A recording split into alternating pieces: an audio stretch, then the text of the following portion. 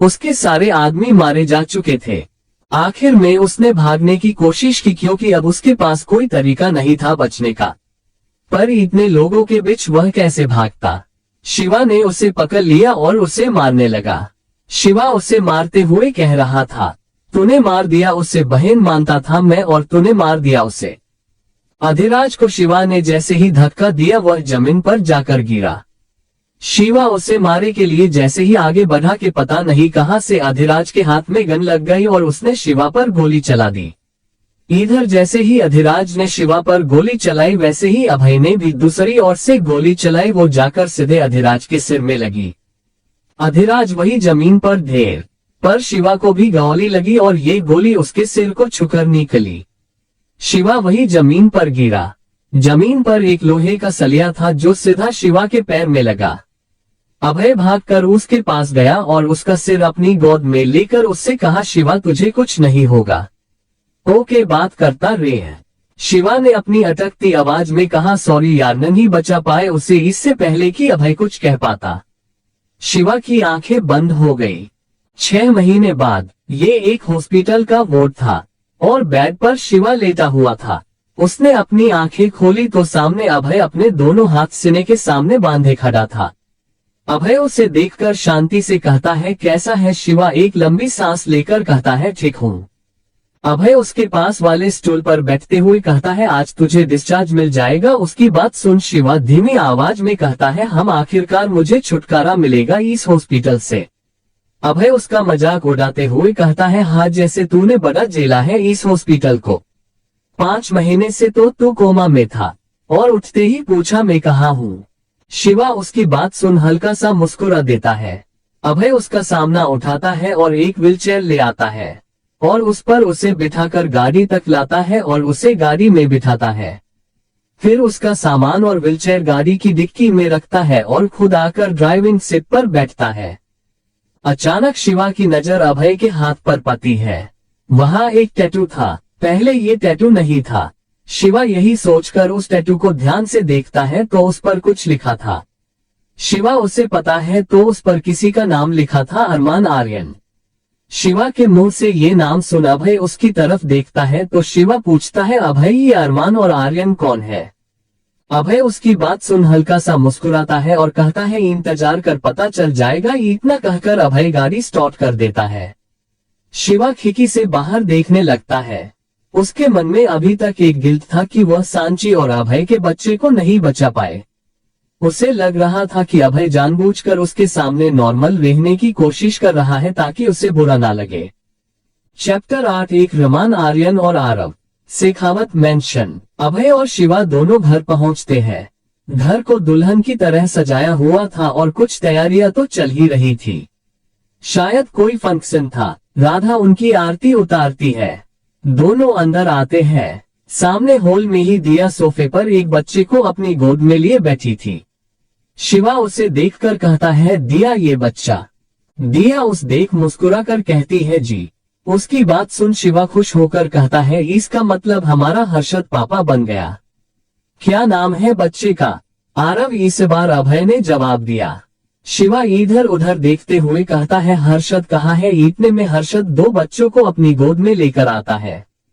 वह दोनों बच्चे बहुत रो रहे थे। हर्षद शिवा की तरफ देखे बिना अभय के पास जाता है और उसे वह दोनों बच्चे देते हुए कहता है, पता नहीं तू इन दोनों को कैसे संभालता है, जब से गया है तब से रोए जा रहे हैं।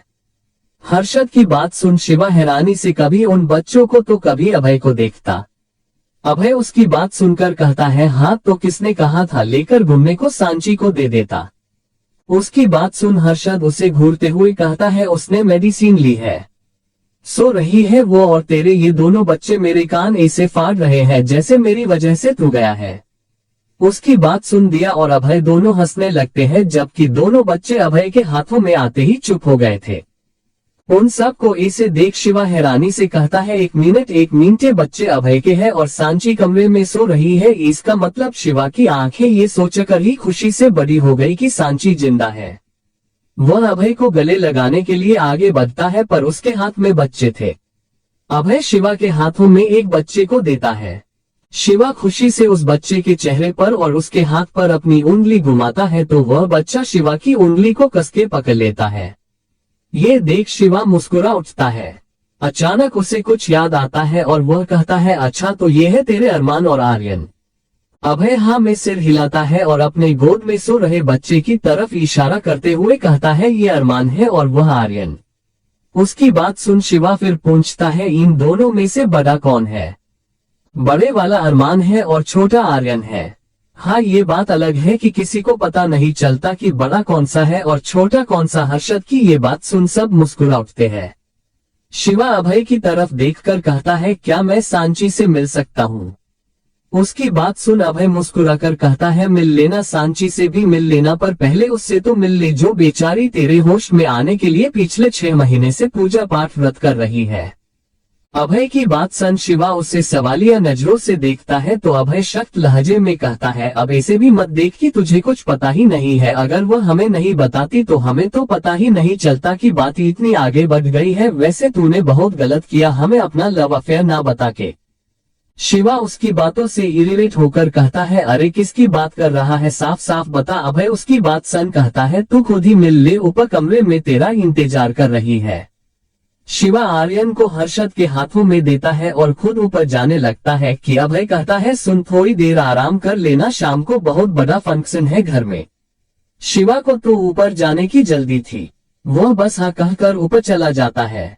उसके जाने के बाद अभय भी दोनों बच्चों को लेकर कमरे में चला जाता है। कमरे के अंदर का हाल देखकर उसके चेहरे पर स्माइल आ जाती है। कमरे में पालना रखा हुआ था।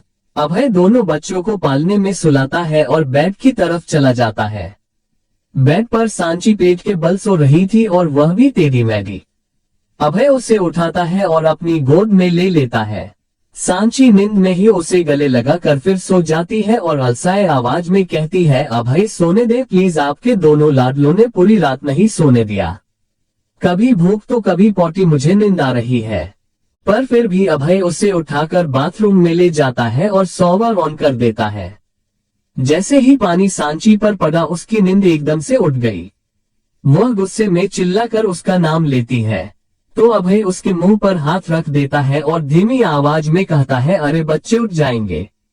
उसकी बात सुन सांची रोने जैसी शकल बनाकर कहती है, मैं क्या करूं, इन बच्चों का दो होने जरूरी थे क्या? एक को संभालते संभालते दूसरा रोने लगता है। अभय उसकी ये हालत देख हंसने लगता है और फिर सांची को गले लगाकर कहता है, जानता हूँ ये सब नया है तुम्हारे लिए और मेरे लिए भी, पर हम मिलकर संभाल लेंगे। शुरुआत में थोड़ी प्रॉब्लम होगी पर रहते रहते आदत हो जाएगी और फिर तुम्हें अपनी पढ़ाई तो पूरी करनी है, डॉक्टर बनना है। ऐसे हार मानकर तो तुम डॉक्टर क्या पियून भी नहीं बन पाओगी। सांची उसकी बात का बस हम में जवाब देती है। वो भी जानती थी कि सब संभल जाएगा, बस कुछ वक्त लगेगा। अभय उससे अगल होता है और जैसे ही उसके होंठों को चूमने वाला होता है कि बाहर से बच्चे के रोने की आवाज आती है, दोनों झटके से अलग होता है। इस हरकत से दोनों को ही हंसी आ जाती है। इधर दूसरी तरफ शिवा कमरे में जाता है और जैसे ही सामने उस शख्स को देखता है वह चौंक जाता है और हैरानी से कहता है, तुम? चैप्टर 83 अब सब ठीक है। शेखावत मेंशन शिवा कमरे में जाता है और सामने खड़े इंसान को देख हैरान रह जाता है। वह चौंक कर कहता है, तुम यहाँ क्या कर रही हो? तुमसे मैंने कहा था कि हम दोनों का कुछ नहीं हो सकता। फिर भी शिवा की इस बड़ी बात सुन सामने खड़ी सोनम धीमी आवाज में कहती है, तुमने कहा था कि हम दोनों के बीच कुछ नहीं हो सकता। मैंने तो नहीं कहा था, मैं तो तुमसे कल भी प्यार करती थी, आज भी प्यार करती हूँ और आगे भी करती रहूंगी। शिवा उसकी बात सुन उसे समझाते हुए कहता है, पर मैं तुमसे प्यार नहीं करता। तुम प्यार तो कर सकती हो पर ऐसे इंसान से प्यार करने का क्या फायदा जिससे तुम्हें कभी प्यार मिलेगा ही नहीं। मैं तुमसे ये नहीं कह रहा हूँ कि तुम गलत हो, पर मैं तुम्हें अपनी दुनिया में शामिल नहीं कर सकता। सोनम उसकी बात सुन दर्द में भी मुस्कुरा कर कहती है, अगर प्यार में भी फायदा देखेंगे तो वो प्यार नहीं होगा शिव, और प्यार तो समर्पण भाव होता है, सिर्फ देना प्यार होता है शिव। प्यार देकर सामने प्यार पाने की चाह करना ये तो सौदा होगा ना। और वैसे भी मैं तुम्हारी दुनिया में शामिल होने नहीं आई हूँ शिव, तुम्हें फिक्र करने की जरूरत नहीं है। मैं आज ही इस शहर से जा रही हूँ, तुमसे और तुम्हारी दुनिया से हमेशा हमेशा के लिए दूर। जैसे ही शिवा ने ये सुना उसे झटका लगा। वह पलटकर कहता है, सोनम मेरे कहने का वो मतलब नहीं था। मेरी वजह से तुम अपना शहर अपनी पढ़ाई छोड़कर नहीं जाओगी। उसकी बात सुन सोनम वहां से आगे बढ़ जाती है और दरवाजे के पास पहुंचकर कहती है, तुम मुझसे प्यार नहीं करते तो कोई जरूरत नहीं है मेरी इतनी फिक्र करने की। वैसे भी मैं यहाँ से नहीं हूँ तो मुझे तो एक ना एक दिन यहाँ से जाना ही था। आज नहीं तो कल सही, पर मुझे आज जाना है। माँ की तबीयत खराब है और उन्हें मेरी जरूरत है। जाने से पहले एक बार तुमसे मिलना चाहती थी। बस अब यहाँ से सुकून से जा सकती हूँ। इतना कहकर सोनम वहाँ से चली जाती है। उसके जाने के बाद शिव खुद से ही कहता है, कैसे समझाओ तुम्हें, मैं वो नहीं हूँ जिसे तुम ढूंढ रही हो। शिवा को याद आने लगता है जब वह सोनम से पहली बार कॉलेज में मिला था। उसके बाद से ही उसे ये एहसास होता रहता कि कोई उसका पीछा कर रहा है। एक दिन उसने उस इंसान को पकड़ने की सोची। जब उसने पता लगाया तो वह सोनम थी। जब उसने सोनम से ये करने की वजह पूछी तो उसने अपने प्यार का इजहार कर दिया। शिवा ने उसी वक्त उससे कह दिया कि ना आज वो सोनम के प्यार को अपनाएगा और ना ही आगे कभी, तो वह उससे दूर ही रहे। पर शायद सोनम खुद को नहीं रोक पाए और आज भी वह शिवा से प्यार करती है। सोनम घर से बाहर निकल ही रही थी कि दिया ने उसे रोक लिया, ये कहकर कि सांची आती ही होगी तो उससे मिलकर जाए। सोनम वहां रुकना नहीं चाहती थी, पर जाने से पहले एक बार सांची से मिल लेगी यही सोचकर वह रुक जाती है। सांची कुछ ही देर में रेडी होकर नीचे आती है। वह सोनम को गले लगाकर कहती है, ध्यान से जाना और जल्दी वापस आना, ओके।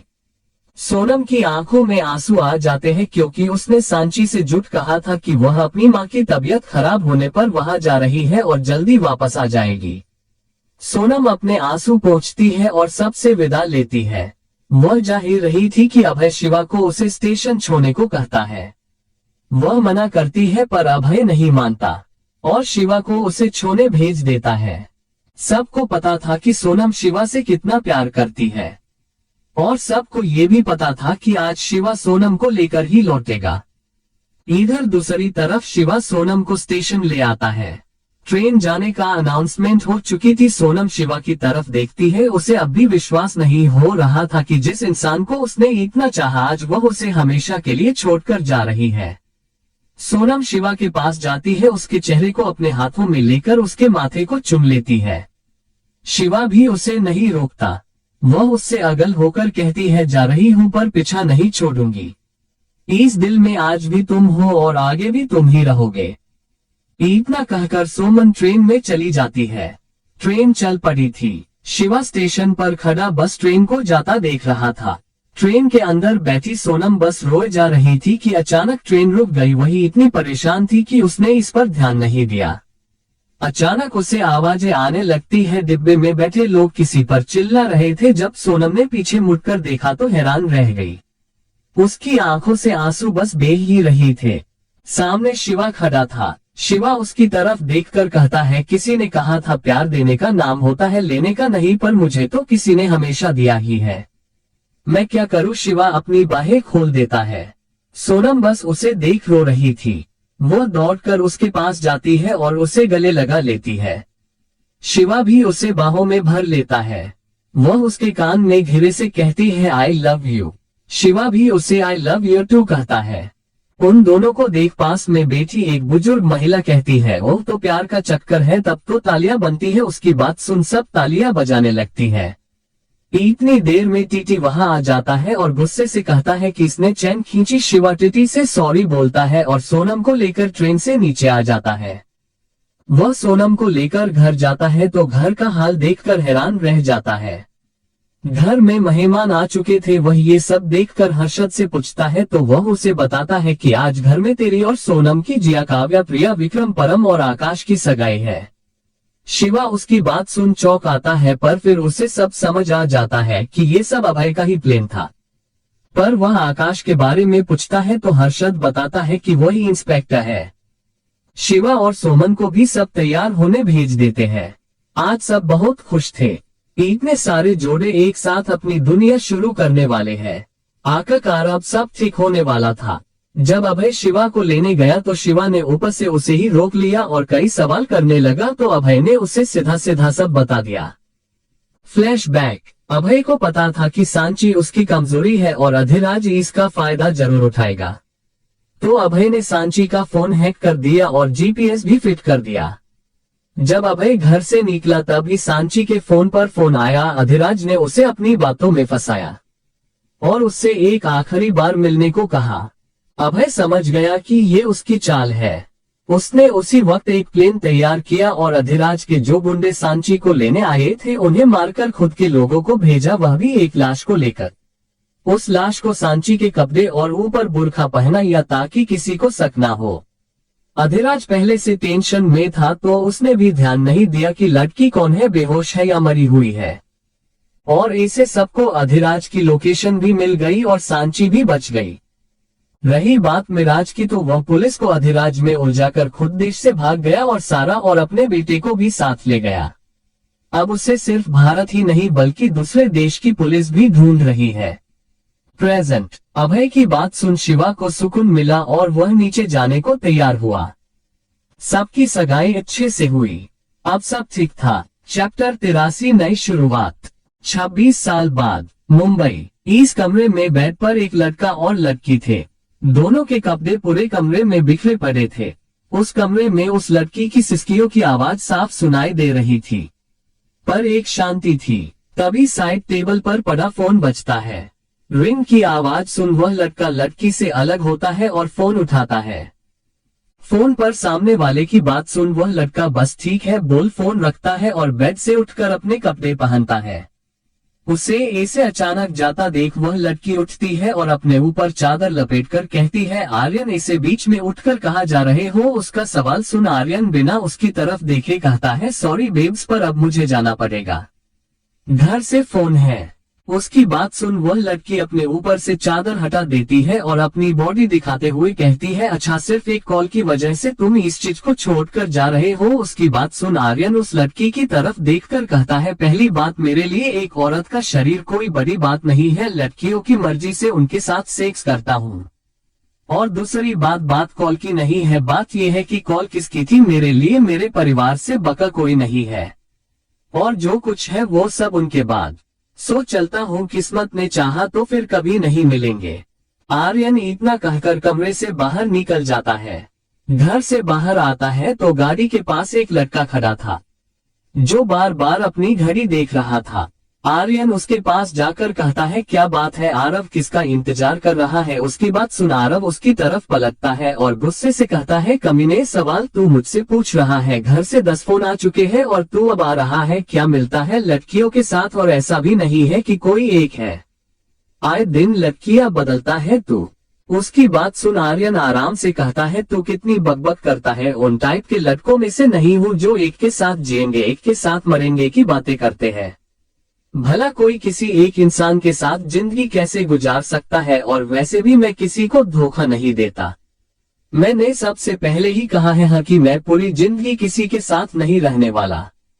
कुछ टाइम का एंजॉय, फिर तुम अपने रास्ते और मैं अपने। इतना कहकर आर्यन गाड़ी में बैठता है।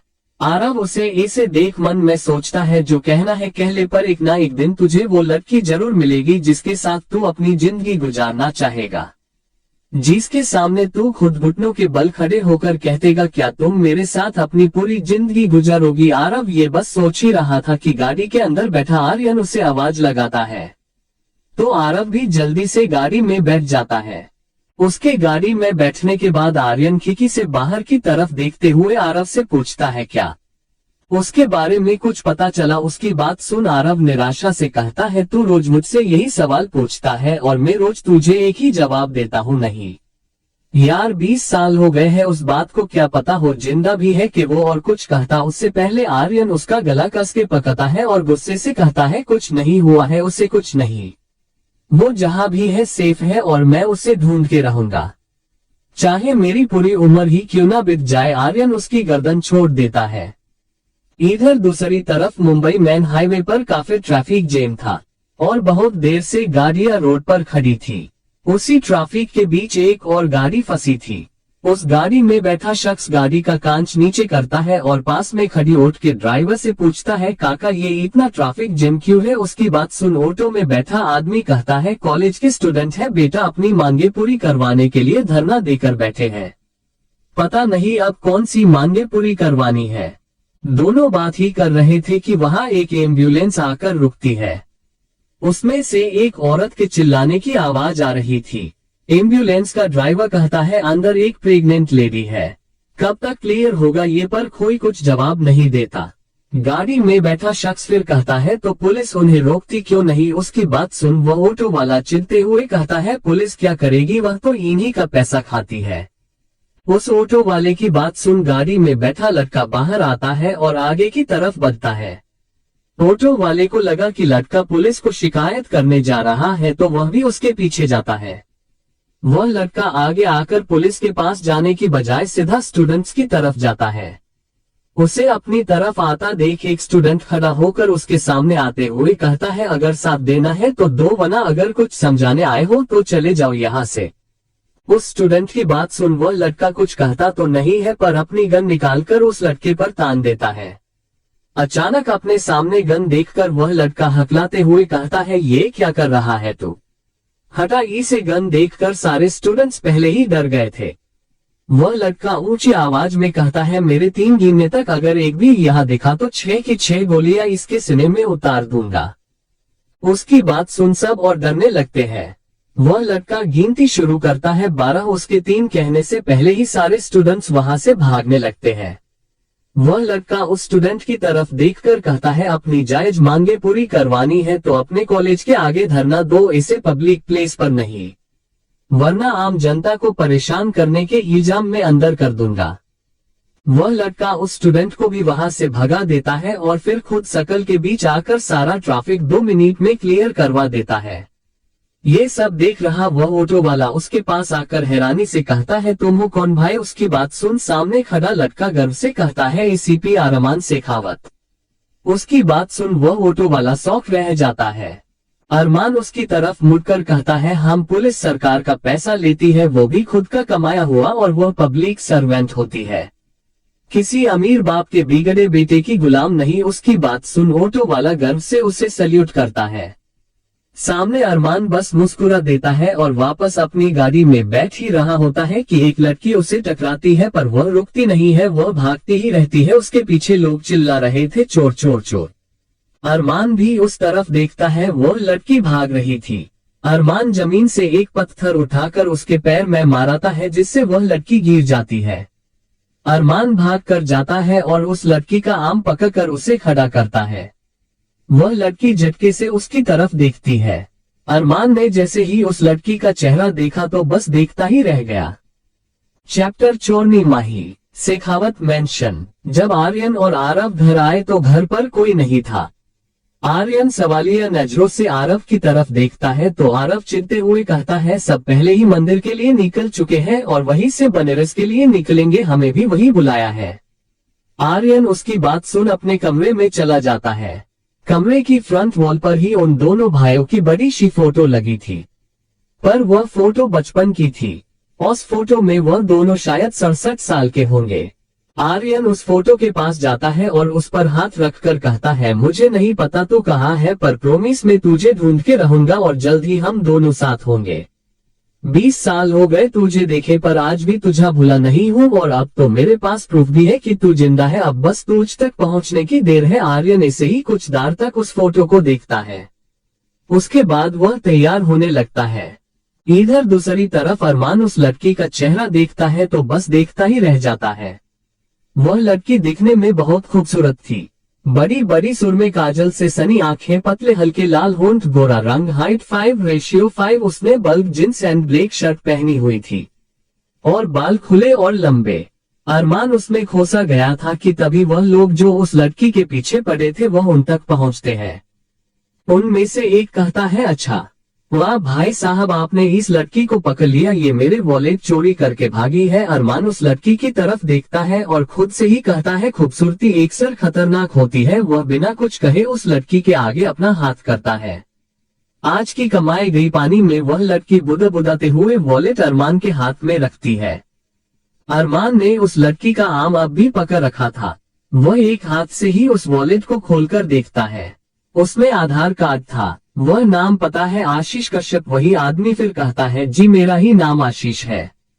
अरमान उसे वॉलेट देता है और कहता है, अच्छा है, चोर पकड़ी गई, चलिए रिपोर्ट करवा देते हैं। उसकी बात सुन आशीष जल्दी से कहता है, नहीं, मुझे पुलिस के चक्कर में नहीं फंसना है, मुझे मेरा वॉलेट मिल गया, अब मैं चला, इसका क्या करना है तुम जानो। इतना कहकर आशीष वहां से चला जाता है और अरमान बस उसे देखता रहता है। ये लोग पुलिस को इतना नालायक क्यों समझते हैं। अरमान उसे जाते देखते हुए कहता है, एक दिन पुलिस नहीं, आम आदमी बन के मुंबई में घूमो, पता चल जाएगा। जैसे ही उस चोर ने ये कहा, अरमान ने गुस्से से उसे घूरा। अरमान बिना उसे कुछ कहे उसकी जेब में से कुछ निकालता है। ये उस लड़की का आइडेंटिटी प्रूफ था। अरमान नाम पता है माहिरा माहता। अरमान उसकी तरफ देखकर कहता है, देखने में अच्छे घर की लगती हो, नाम भी इतना अच्छा है माही, और करती क्या हो चोरी। माही उसकी बात सुन कहती है, जाने दो ना सर, क्या करोगे। जानकर अरमान उसके हाथ को कसकर पकड़ते हुए कहता है, पहले तो तुम मुझे ये बताओ कि तुम्हें कैसे पता कि मैं पुलिस ऑफिसर हूँ। उसकी बात सुन माही लापरवाही से कहती है, बस पता चल गया। अरमान उसके करीब होकर कहता है, चुपचाप बताओ चोरी व क्योंकि वरना सीधा पुलिस स्टेशन चलकर ही बात करते हैं। अरमान की बात सुन वह जल्दी से कहती है, अरे सर आप तो पीछे ही पड़ गए। उस आदमी ने एक बेचारे सब्जी वाले से सब्जी खरीदी और बजाय उसके पैसे देने के चीटिंग करके उसके ही पैसे ले आया। तो मैंने भी बस उसे एहसास कराया कि जब हमारे पैसे भी कोई बिना कारण छीन लेता है तो कैसा लगता है। अरमान उसकी बात सुन जोर से हंसने लगता है। वह उसकी हाथ छोड़ देता है और बस अपने पेट पर हाथ रखकर हंसने लगता है। माही को ये बहुत अजीब लगा। वह उसे घूरते हुए कहती है, मैंने कोई जोक मारा जो आप ऐसे हंस रहे हो। उसकी बात सुन अरमान मुश्किल से अपनी हंसी रोककर कहता है, तुमने सही का साथ देने के लिए ये रास्ता लिया, मतलब तुम्हें तकलीफ हुई कि किसी ने बेचारे उस सब्जी वाले के पैसे ले लिए बिना वजह, और तुमने खुद वही किया। तुम उस आशीष का वॉलेट चुराकर भाग रही थी बिना किसी वजह, तो तुम दोनों में फर्क कहाँ है। माही उसकी बात सुन जल्दी कहती है, पर उसने गलत किया था इसलिए। तो अरमान अपनी कमर पर हाथ रखकर कहता है, क्या फर्क पड़ता है कि उसने गलत किया, उसका वॉलेट चुराकर तो तुमने भी वही किया। उसकी बात सुन माही कुछ बोल ही नहीं पाती है और अरमान वहां से हंसते हुए चला जाता है। अरमान अपनी गाड़ी के पास पहुंचता है और माही की तरफ देखता है, जो शायद अब तक अरमान की कई बातों के बारे में सोच रही थी। अरमान अपना फोन निकालता है और उसकी एक फोटो खींच लेता है, फिर अपनी गाड़ी में बैठकर वहां से निकल जाता है। दूसरी तरफ आर्यन और आरव दोनों मंदिर के लिए निकल चुके थे। दोनों बहुत जल्दी में थे क्योंकि घर वालों के कई कॉल आ चुके थे। जल्दी जल्दी के चक्कर में गाड़ी से किसी को टक्कर लगी। ड्राइविंग सीट पर आर्यन था तो वह जल्दी से बाहर आकर देखता है, एक लड़की जमीन पर बैठी थी।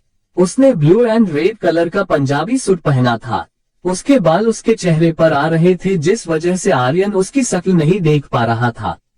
वह उस लड़की के पास जाकर उसे उठने के लिए हाथ देते हुए कहता है, I am really sorry miss, मेरा कोई इरादा नहीं। आर्यन इससे आगे कुछ बोलता कि वह लड़की जोर से आर्यन के हाथ को एक साइड झटक देती है और आर्यन की तरफ गुस्से से देखती है।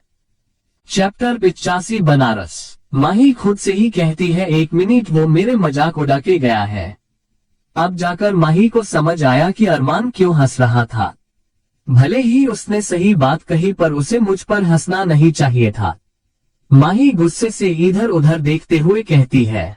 जब उसे अरमान कहीं नहीं दिखता तो वो खुद से ही कहती है, चला गया, पर जब भी मिलेगा ना इस मजाक का बदला जरूर लूंगी। इतना कहकर माही भी वहां से आगे बढ़ जाती है। दूसरी तरफ आर्यन ने जब उस लड़की को देखा तो क्या कहे, उसे समझ नहीं आया। इस जमाने में इतनी सिंपल लड़की, उस लड़की ने कोई मेकअप नहीं किया हुआ था। गोरा रंग, लंबे बाल, बड़ी बड़ी नशीली आंखें और सुर्ख लाल होंठ। उसकी कुदरती खूबसूरती इतनी थी कि उसे किसी मेकअप की जरूरत ही नहीं थी। उसने कान में झुमके पहने थे और हाथ में सिल्वर कलर की बैंगल्स, जिसके नीचे घुंघरू लगे हुए थे, जो उसके हाथ हिलने की वजह से बज रहे थे। वह लड़की खड़ी होती है और आर्यन को घूरते हुए कहती है, क्यों जी, पहले कभी लड़की नहीं देखी क्या। आर्यन उसकी बात सुन होश में आता है और जल्दी से कहता है, नहीं वो बात नहीं है, मुझे माफ कर दीजिए, मेरी वजह से आपको शायद चोट लग गई, मैंने देखा नहीं, सॉरी। वह लड़की आर्यन की बात सुन गुस्से से कहती है, हाँ आप अमीर लोगों को हम जैसे गरीब दिखते ही कहा है, पर एक बात सुन लो जी, हम गरीब भले ही गरीब होते हैं पर हम ऐसे किसी को चोट नहीं पहुंचाते। आर्यन उसकी बात सुन सख्त लहजे में कहता है, आप गलत वे में जा रही है, मैंने आपको सॉरी बोला है, अपनी गलती मानी है और आप मुझ पर ही चढ़ी जा रही है। वह लड़की जल्दी से कहती है, हाँ तो क्या बड़ी बात हो गई, गलती की है सो माफी तो मांगनी ही थी ना जी। अब आर्यन को भी गुस्सा आ जाता है, वह एक तो सॉरी बोल रहा था और ये लड़की उस पर ही चढ़े जा रही थी।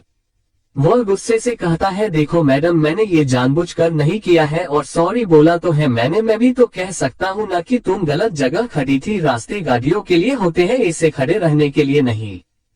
उस लड़की को आर्यन की बातें सुन और गुस्सा आ जाता है।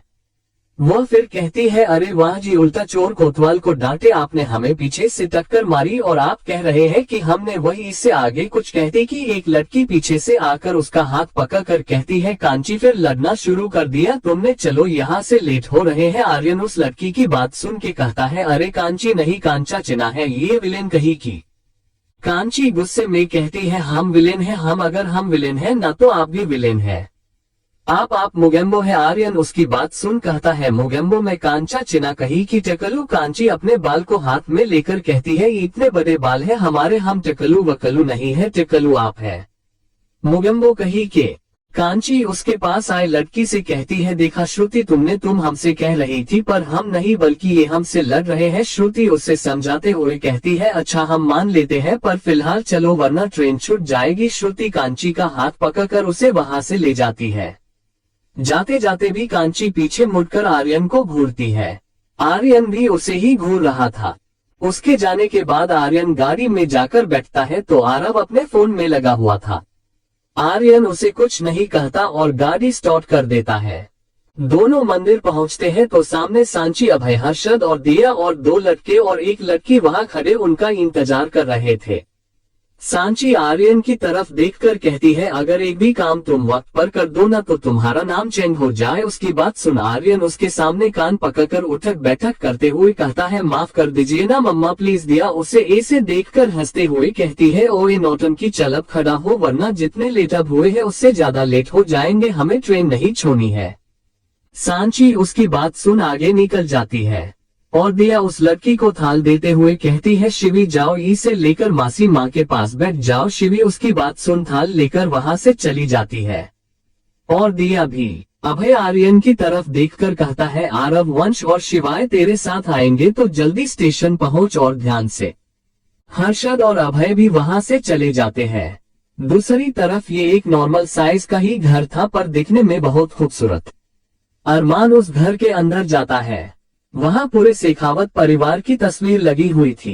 अरमान उस तस्वीर को देखते हुए कहता है, मुझे नहीं पता आप लोग कौन हो पर अगर आप जिंदा हो तो मैं आपको ढूंढ कर रहूंगा। वह अपनी जेब से एक कार्ड निकालता है, उस पर एक एड्रेस लिखा हुआ था जो बनारस का था। अरमान उस कार्ड को देखते हुए कहता है, बनारस में आ रहा हूँ। ये इतना कहकर अरमान फिर उस घर से बाहर आ जाता है। चैप्टर अरमान, माही और आर्यन, कांची। बनारस खुद में ही धरती का स्वर्ग है। यहाँ की सुबह शाम का तो क्या ही कहना। ये सुबह का वक्त था। बनारस अस्सी घाट, हर तरफ आरती, शंखनाद और घंटियों की आवाज गूंज रही थी। कई लोग यहाँ भगवा वस्त्रों में थे। कई लोग गंगा जी में डुबकियां लगा रहे थे तो कई लोग घाट पर हवन करवा रहे थे। यहाँ की हवा में ही सुकून है। हो भी क्यों ना, महादेव की नगरी है। और हमारे लिए यहाँ का सबसे खूबसूरत नजारा तो गंगा जी में इस वक्त चल रहा था। अरमान, आर्यन, माही और कांची चारों एक साथ डुबकी लगा रहे थे। अरमान उसके बाजू में माही और सामने आर्यन और आर्यन के बाजू में कांची और सामने अरमान। चारों जैसे प्लस जोड़ के निशान में थे। जब माही और अरमान डुबकी लगाते तो कांची और आर्यन बाहर आते और जब आर्यन और कांची पानी में जाते तो अरमान और माही बाहर आते। सबकी आंखें बंद थी और शायद सबको ही नहीं पता था कि उनके पास उनके ही अपने हैं। क्योंकि बनारस आए और गंगा जी में डुबकियां न लगाए तो क्या ही किया, फिर कई लोग और भी वहां डुबकियां लगा रहे थे। आर्यन और कांची दोनों का ही स्नान पूरा हुआ। जैसे ही आर्यन आगे बढ़ा कि कांची से टकरा गया और वो खुद को संभाल नहीं पाए और जैसे ही गिरने को हुई कि उसने आर्यन की शर्ट की कॉलर पकड़ ली। आर्यन ने भी उससे बचाने के लिए उसे कमर से पकड़ा पर दोनों ही गिर गए। फिर दोनों ही एक साथ खड़े हुए। अब जाके दोनों ने एक दूसरे को देखा। जो हुआ वो इतनी हड़बड़ी में हुआ कि दोनों को ही पता नहीं चला कि सामने कौन है। आज भी कांची बिना मेकअप के थी। उसने बादामी रंग की साड़ी पहन रखी थी, बाल जो गीले होकर उसके शरीर से चिपक गए थे। दोनों ने ही एक दूसरे को देखा पर दोनों ही कुछ नहीं कहते और चुपचाप पानी से बाहर आ जाते हैं। आर्यन ने कांची के चक्कर में अरमान को देखा ही नहीं, जो अब भी पानी में डुबकियां लगा रहा था। अरमान ने जैसे ही आंखें खोली उसने अपने सामने से माही को जाते हुए देखा। उसने सफेद रंग की लहंगा चोली पहन रखी थी और साथ में दुपट्टा। उसके बाल भी खुले थे और आज उसने भी कोई मेकअप नहीं किया था। वह मेकअप से ज्यादा सादगी में अच्छी लगती थी। पहले अरमान को लगा कि ये बस उसका वहम है, भला माही यहाँ कैसे आ सकती है, वह तो मुंबई में होगी। और इस बात को सच ना मानने की एक और वजह थी। जब से मंथन यहाँ आया था उसे कुछ न कुछ धुंधला धुंधला याद आ रहा था, जैसे उसकी यहाँ से कुछ यादें हो। पर उसे इस बात पर भरोसा तब हुआ कि माही यही है जब वो पानी से बाहर आया और घाट की सीढ़ियों पर उसे पायल दिखी। वह माही की थी। वह इधर उधर नजरें घुमाकर देखता है पर उसे माही कहीं नहीं दिखती। वह जल्दी से ऊपर आता है और माही को ढूंढने लगता है। ऊपर ही आर्यन और कांजी खड़े थे जो अपना अपना सामान उठा रहे थे। अरमान को माही जाती दिखाई देती है और वह अपना सामान उठाकर जल्दी से उस तरफ जाने लगता है कि वह आर्यन से टकरा जाता है, पर वह बिना उसे देखे बिना रुके सॉरी कहता है और वहां से माही की तरफ भागता है। आर्यन भी उस पर ज्यादा ध्यान नहीं देता। वह कांची की तरफ देखकर उसे टोंट मारते हुए कहता है, अगर कोई सॉरी बोले तो चुपचाप सॉरी रख लेनी चाहिए। कांची को पता था कि आर्यन उसे ही ये सब कह रहा है। वह बिना कुछ कहे अपना सामान उठा रही थी। अचानक आर्यन की नजर अपने पैर के पास पड़े कार्ड पर पड़ी है। वह नीचे झुककर उस कार्ड को उठाकर उस पर लिखा नाम पता है ACP Arman Shekhawat son of Abhar Shekhawat. जैसे ही आर्यन ने ये नाम पढ़ा वह हैरान भी था और खुश भी। वह अपने आसपास देखता है और जोर से आवाजें लगाने लगता है, मान मान अरमान, ये मैं हूँ तेरा आर्या, प्लीज एक बार आ जा। कांची उसकी तरफ देखने लगती है। वह पागलों की तरह इधर उधर देखकर चिल्ला रहा था। कांची उसे ऐसे देख कहती है, वो जा चुके हैं। आर्यन जल्दी से उसके पास जाकर उसके दोनों कंधों को पकड़कर कहता है, तुम जानती हो अरमान को, तुमने देखा है उसे, प्लीज बताओ कहाँ है वो। 20 साल बीत गए उसे ढूंढते ढूंढते, अब ये मौका नहीं जाने दे सकता। प्लीज बताओ वो कहाँ है। कांची उसके चेहरे पर तकलीफ साफ देख पा रही थी। वह धीमी आवाज में उससे कहती है, वह हमारे आश्रम में ही रुके हैं, सुबह हमारे साथ ही वह घाट पर आए थे। आर्यन उसकी बात सुन जल्दी से कहता है, तो जल्दी से ले चलो उसके पास, मुझे चलो। वह उसे ले जाने लगता है तो पाता है कि कांची अपनी जगह पर ही खड़ी है।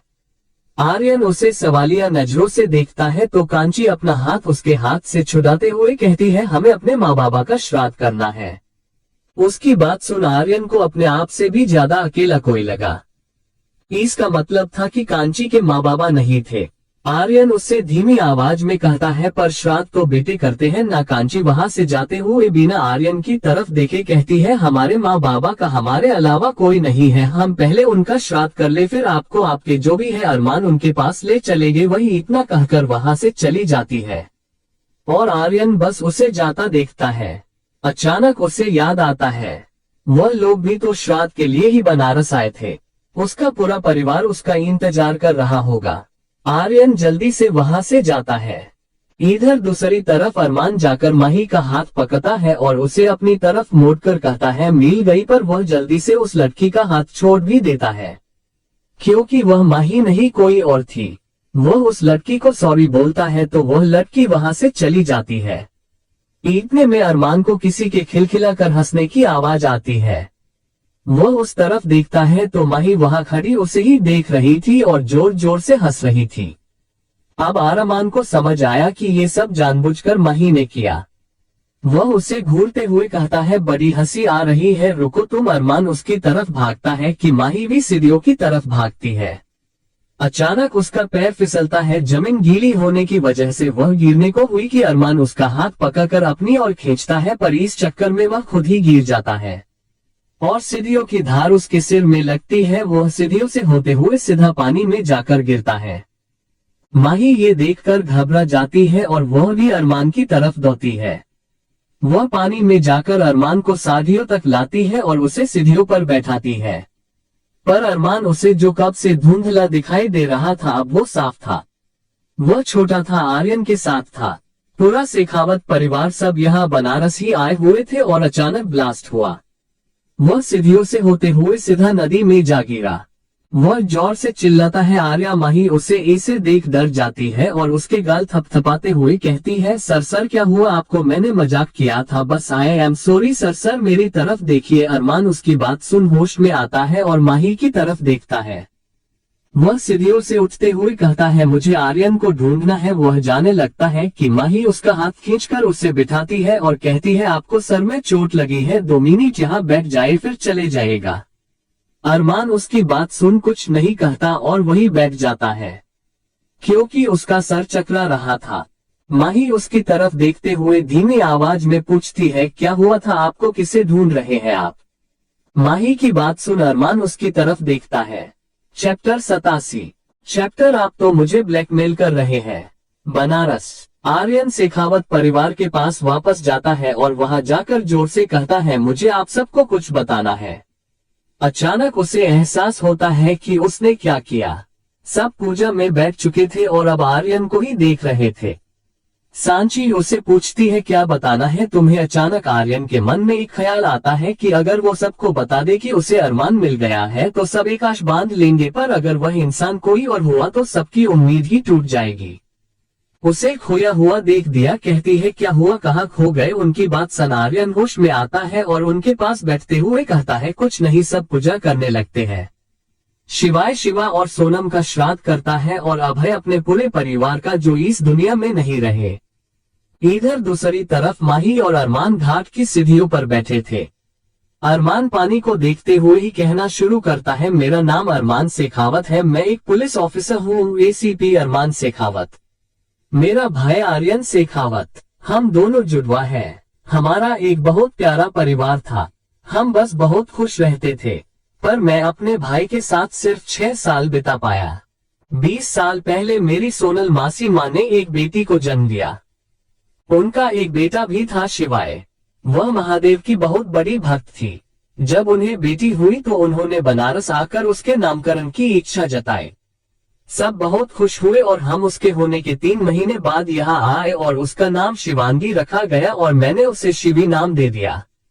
उस वक्त बनारस में एक बॉम्ब ब्लास्ट हुआ था। वहाँ बहुत कुछ बर्बाद हुआ, कई लोग मारे गए और मैं भी उसी हादसे में अपने परिवार से अलग हो गया।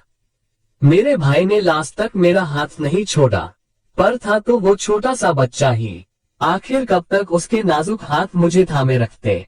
हम अलग हो गए और फिर मेरे सिर पर चोट लगने की वजह से मैं सब कुछ भूल गया था, पर जो यादें आज तक धुंधली थी आज वो साफ हो चुकी है। और अब मुझे मेरे परिवार को हर कीमत पर ढूंढना है, पर मुझे तो ये तक पता नहीं है कि मेरे परिवार में कौन कौन जिंदा है। उसकी बात खत्म होती है कि माही कुछ सोचते हुए कहती है, आर्यन शेखावत वो आपका भाई है? अरमान उसकी बात सुन जज से उसकी तरफ देखता है और हैरानी से कहता है, तुम जानती हो उसे? उसकी बात सुन माही लापरवाही से कहती है, उस प्ले बॉय को कौन नहीं जानता? अरमान उसे अजीब नजरों से देखने लगता है तो माही जल्दी से कहती है, अरे मेरे कहने का वो मतलब नहीं था, पर मैं अभी मुंबई के एक्सेल कॉलेज में पढ़ती हूँ और जब मेरा एडमिशन वहां हुआ था उसी दिन मैंने आर्यन शेखावत के बारे में बहुत कुछ सुना था। अरमान उसकी तरफ नजरें चाहकर देखते हुए पूछता है, और क्या क्या सुना है तुमने उसके बारे में? माही को डर था कि कहीं अरमान को बुरा ना लग जाए, फिर भी वह कहती है, जब कॉलेज में एडमिशन हुआ था तो उसी दिन उनके कॉलेजेस खत्म हुए थे और सब लोग उसी के बारे में बात कर रहे थे कि आर्यन का कॉलेज की हर लड़की के साथ रिलेशन रह चुका है और कई लड़कियों के साथ तो वह फिजिकली भी इनवॉल्व था। वह किसी एक लड़की के साथ तो कभी रह ही नहीं सकता और उसका कोई भी रिलेशनशिप ज्यादा से ज्यादा 1 महीने का होता है।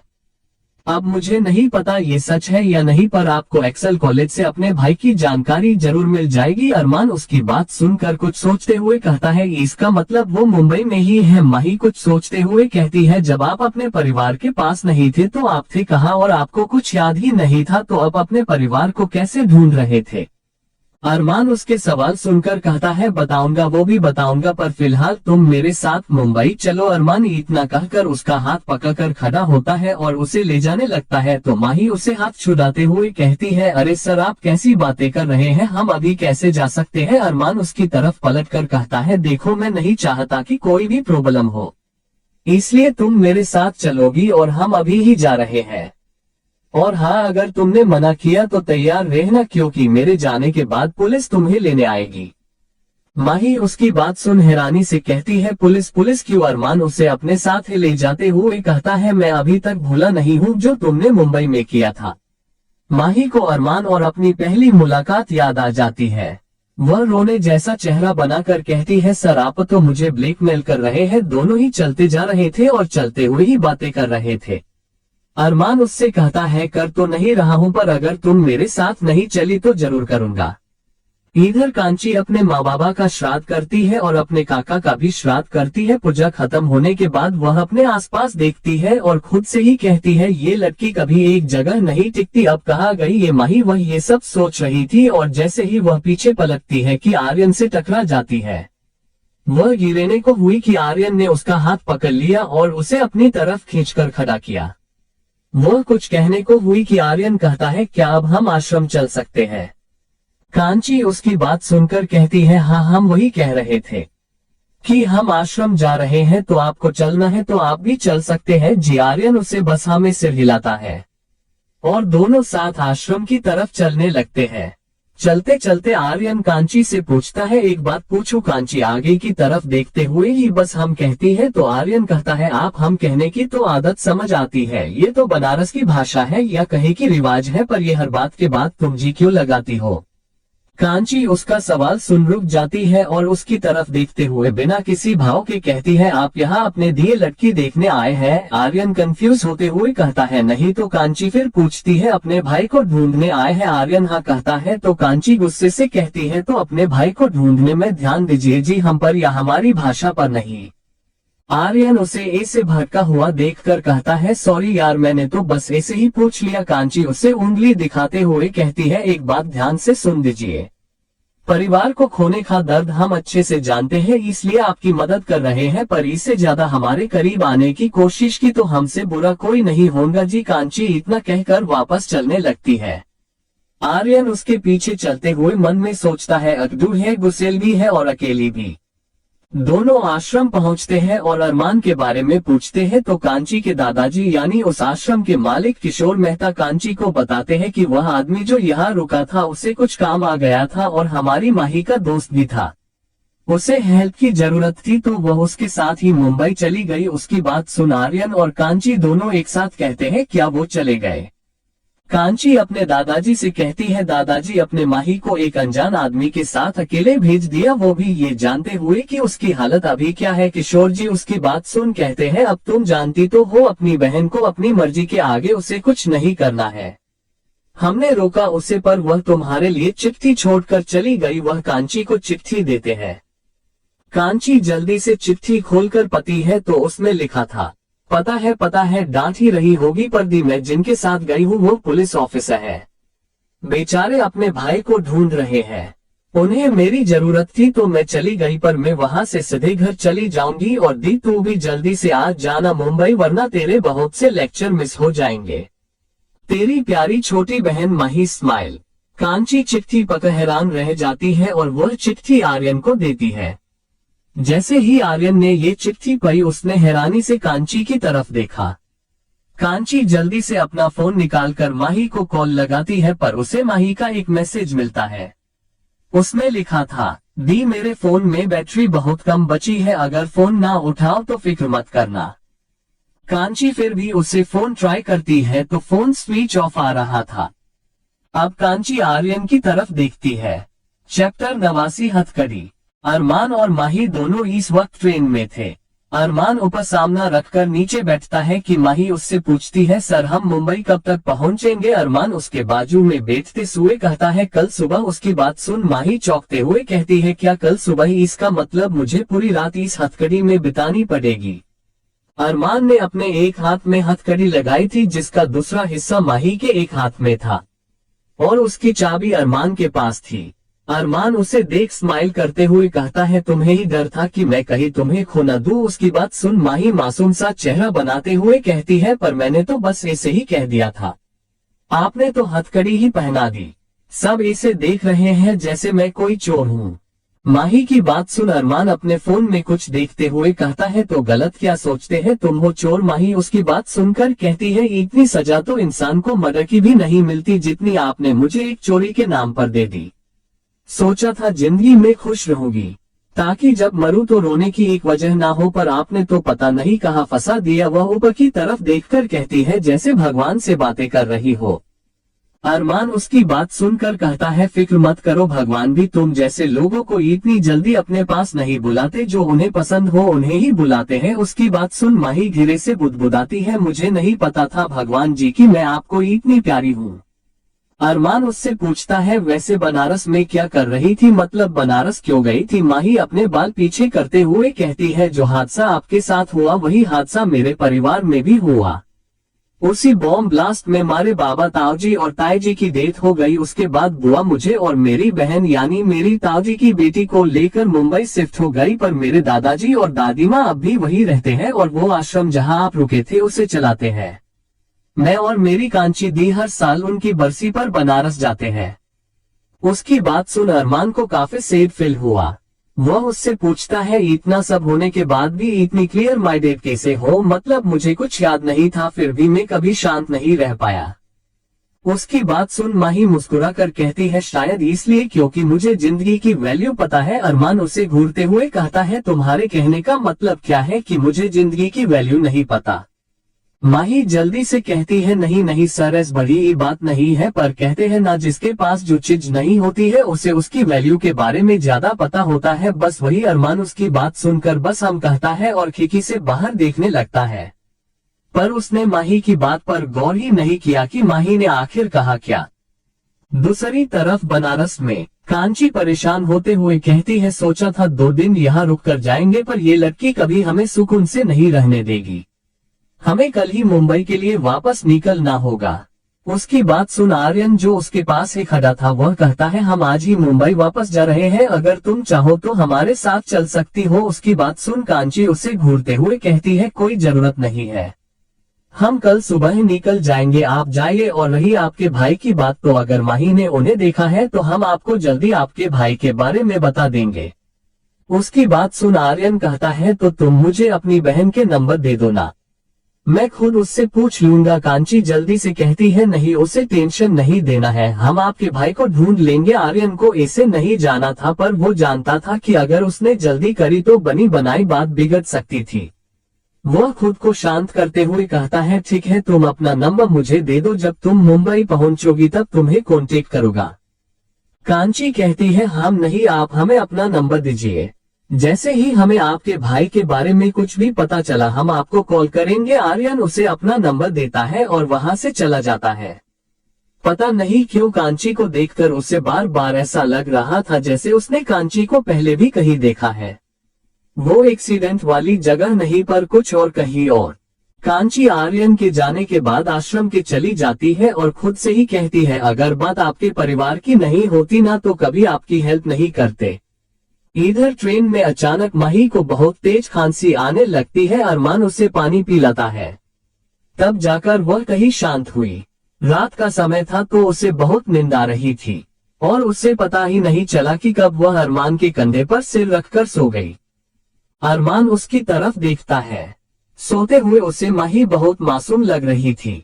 उसे देखकर अरमान अपने मन में ही कहता है, एक प्यारे से बच्चे की तरह हो तुम और हरकतें भी बिल्कुल वैसी ही है। कभी चोरी करती हो, पुलिस वाले से पंगे लेती हो, कभी इतनी अकेली सी लगती हो, तो कभी हर खुशियों की वजह। अचानक उसकी नजर माही के हाथ पर पड़ती है। वह उसके हाथ को अपने हाथ में लेकर देखता है। माही के हाथ के नाखून हल्के काले थे। अरमान उन्हें देखते हुए सोचता है, ये ऐसे क्यों है। ऐसा तो तब होता है जब किसी को कोई बीमारी हो और वह लगातार दवाइयां ले रहा हो। इसे देखकर लगता तो नहीं है कि इसे कोई बीमारी होगी। वह ये सब सोच ही रहा था कि नींद में ही माही उसे गले लगा लेती है और अरमान के चेहरे पर ये देखकर स्माइल आ जाती है। वह अपने सारे ख्यालों को झटकता है और माही के हाथ को अपने हाथ में लेकर उसके सिर से अपना सिर टिका देता है। आर्यन और पूरी शेखावत फैमिली मुंबई के लिए निकल चुके थे। सबको बहुत ही अजीब लग रहा था, क्योंकि आर्यन आज सुबह से चुप था। आर्यन एक खुश मिजाज इंसान था। भले ही वह बाहर वालों के साथ कैसा भी हो या उसके अंदर कितने ही दर्द हो, पर वह अपने परिवार के साथ बस उनका बेटा होता था। हमेशा बातें करते रहना, खुश रहना, सबको हंसाते रहना, सबका लाडला था आर्यन। पर आज वह किसी गहरी सोच में डूबा था। अपने भाई के बारे में नहीं, पर कांची के बारे में। वह बार बार खुद से कहता कि वह कांची को नहीं जानता, पर उसका मन बार बार उसे समझाता कि वह कांची को जानता है, पर कैसे। चैप्टर 90 क्या दोनों मिलेंगे। मुंबई। सुबह के 6 बजे अरमान ने माही को उठाया, पर वो उठने को तैयार ही नहीं थी। वह बड़े आराम से अरमान को हक करके सो रही थी और अरमान को डर था कि कहीं ट्रेन वापस न स्टार्ट हो जाए। अब उसके पास सिर्फ एक ऑप्शन था और वो ये कि वह माही को गोद में उठा ले, और उसने वही किया। उसने पहले हथकड़ी खोली और फिर उसे गोद में उठाकर बाहर ले आया। उनकी ट्रेन 2 घंटे लेट थी और तब तक बनारस से मुंबई आने वाली दूसरी ट्रेन भी आ चुकी थी। और उस ट्रेन से सबसे पहले आर्यन बाहर आया और उसके पीछे सारी शेखावत फैमिली। सब स्टेशन से बाहर आए कि अचानक आर्यन की नजर उस कपल पर पड़ी। उस लड़के ने लड़की को अपनी गोद में उठा रखा था। दोनों काफी क्यूट लग रहे थे, पर कोहरा ओस होने की वजह से उनके चेहरे साफ दिखाई नहीं दे रहे थे। आर्यन उस जोड़े को देख मन में कहता है, ऐसा प्यार नसीब वालों को मिलता है और वो नसीब वाले बहुत नसीब वाले होते हैं। आर्यन अपना फोन निकाल कर उनकी एक फोटो खींच लेता है और वापस आरव से बात करने में बिजी हो जाता है। और वह कपल भी वहां से एक टैक्सी में बैठते हैं। अरमान माही को टैक्सी में बिठाता है और फिर खुद भी बैठता है।